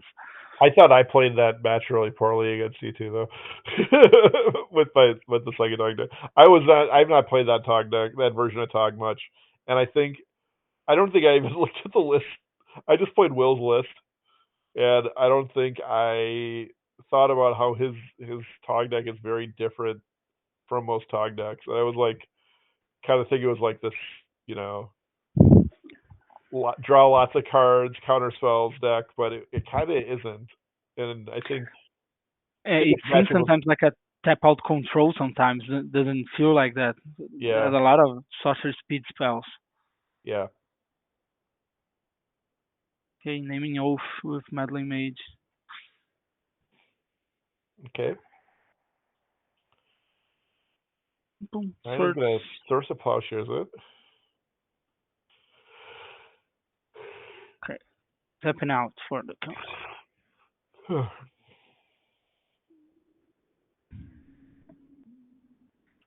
I think I'd still name plow with meddling mage. Yeah, I would, especially if I had the counter spell for the oath of druids. It's the most versatile response. The search to plowshares. But okay, he named oath. I don't believe he intends to win by attacking with meddling mage with Zuran Orb in play. Ryan has many lands. He plays this. Well, he has their orb. Yeah, So he can he play all has that. Zuran Orb. So, and there he goes. Double sword.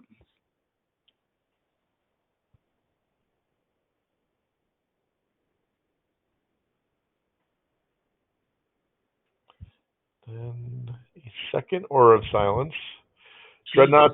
The cost of Dreadnought is up to 5 mana, and there are 3 disenchants in play. Serenity was already used and would cost 6 and die to an activation of Horror of Silence. So Yeah, I don't see a way out here. yeah. Poor Ricardo. He's just gonna have to suffer for a while. Yeah, And Ryan well, has like still no like deck manipulation. but it's just a matter of time. It is.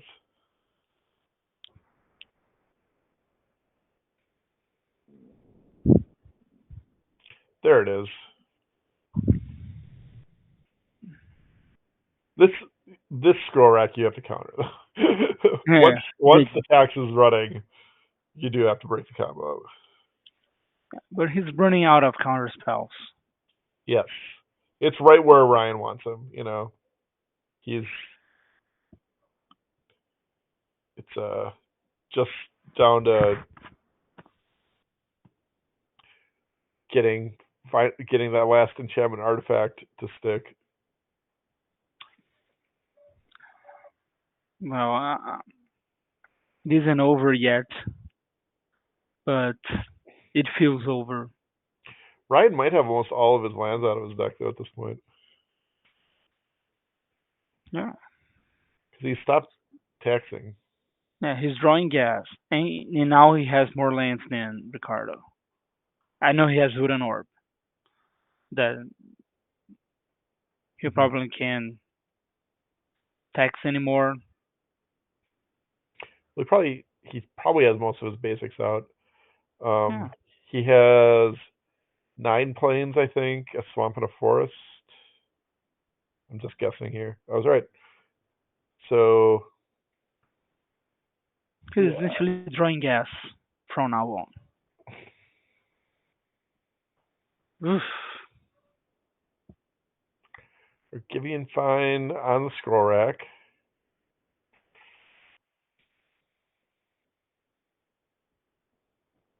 He's gonna knock one of his planes on the floor.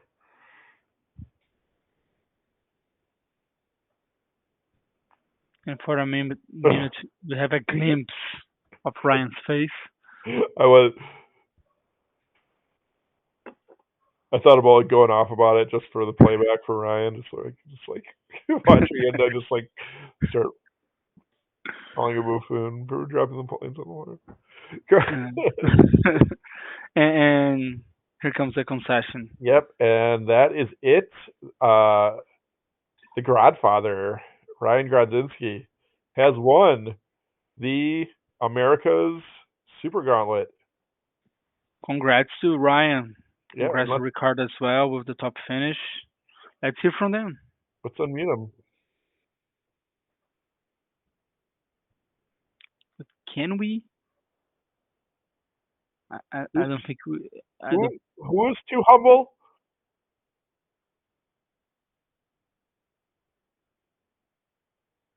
Did you say Ryan Grodzinski is too humble? Can you hear me?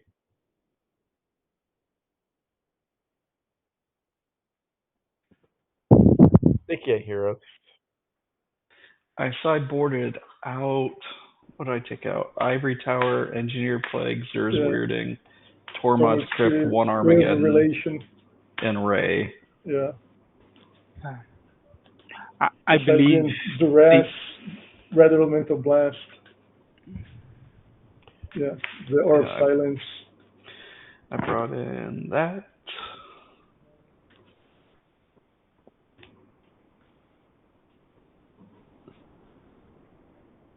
Ryan I Ricardo, was please say hoping to get something. you with a couple things, but brought in that.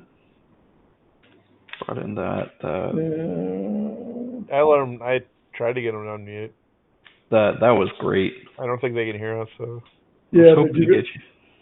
the Argivian find Oh, that was was so an clutch. all-star. I Yeah. wasn't sure on this one, but Yeah, well, it surprised me that you had it, but in that board state, it played well. There was one more. well, like I just envisioned this Serenity being really, really Yeah, bonkers. yeah, So I was like, well, maybe I just respond with that and blow up his whole board and sure. kind of a thing. Yeah, I got a counter spell anyway. Yeah. Yep. I guess we should unmute You these should, guys. yeah, Huh? unmute them. All right, congrats, Ryan. Thank you so much. Great games. you think you could unmute us finally? Yeah, Hey, Wow. listen, we did it it now. was Sorry. the most peaceful few moments of my Yeah. whole day. Not. Oh my God. Did you win? What? I don't You know what you're won. talking about. I Maybe. fell asleep the last game. I don't even know what Good. happened. Good. Can you explain what happened there? I was Yeah, too it was bored. just an attrition-based magic where you slowly grind somebody out to where they extinguish all will to live, Yeah, and yeah.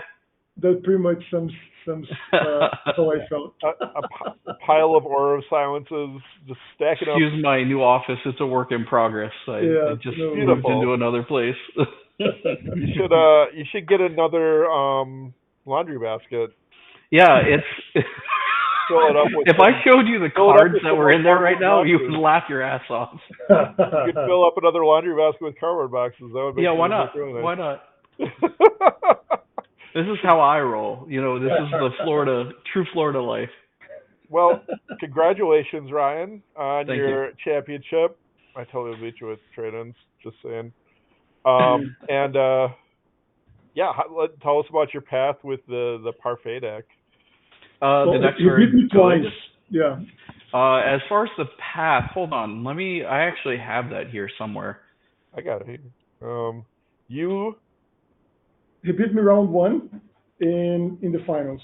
you beat Landstill round one. Yeah. Right. Came full circle. And then Reanimator, Mike on Reanimator. Then Sly. Yep. That was versus Kim. Yep. And then L. And then you played yourself. yeah, that's right. My own decks got matched up against each other. Who played Elves? Parfait took it out. Elves. Michael Arnold did. Yeah. Oh, right. And then Angry Ghoul, and finally this Dreadnought. It was a wild ride. Yeah, that Serenity looked pretty good though. It was very good. It finally did something for the first time in the entire tournament. Yeah. It's no stabilizer, but it's. Yeah, that's true. I told them in the comments when I was doing commentary that I had a stabilizer for you. It's a great card. I was actually very, very the Argivian Find. I was like probably the cards of the match for this matchup. Yeah, the Argivian Find was very good. Yeah. Both times you cast it. Yeah, I thought you would have brought the Furnace in. At least. Yeah. I actually between games 2 and 3, I thought about it and then I forgot it. I should have, I think. Ryan, do you think you can Oath of Druids if there's a Tormod script in play? That's a good question. Why not?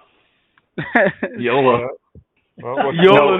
With mine, it just depends on the board state and how much he has out there, right? And what am I just that's rough.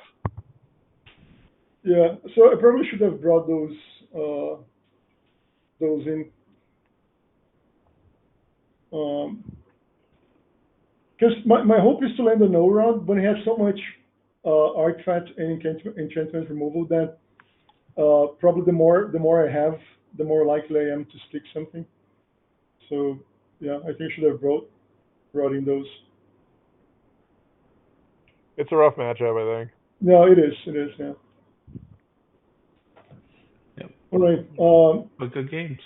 Good games for everybody. Sure. It was a great gauntlet. Yeah, it was great. It was fun. Everybody. I think I only didn't get to play Corey, but I played everybody else. It was a pleasure. Yeah, I also did not get to play Corey. Yeah. I believe I played everybody. Yeah, All I right. did. Yeah. I'd have to go back and look. I think I did as well. Can't think of anybody I didn't. I for sure played everybody. And congrats, Ryan. Thank you for winning. Parabéns, Ricardo. Thanks.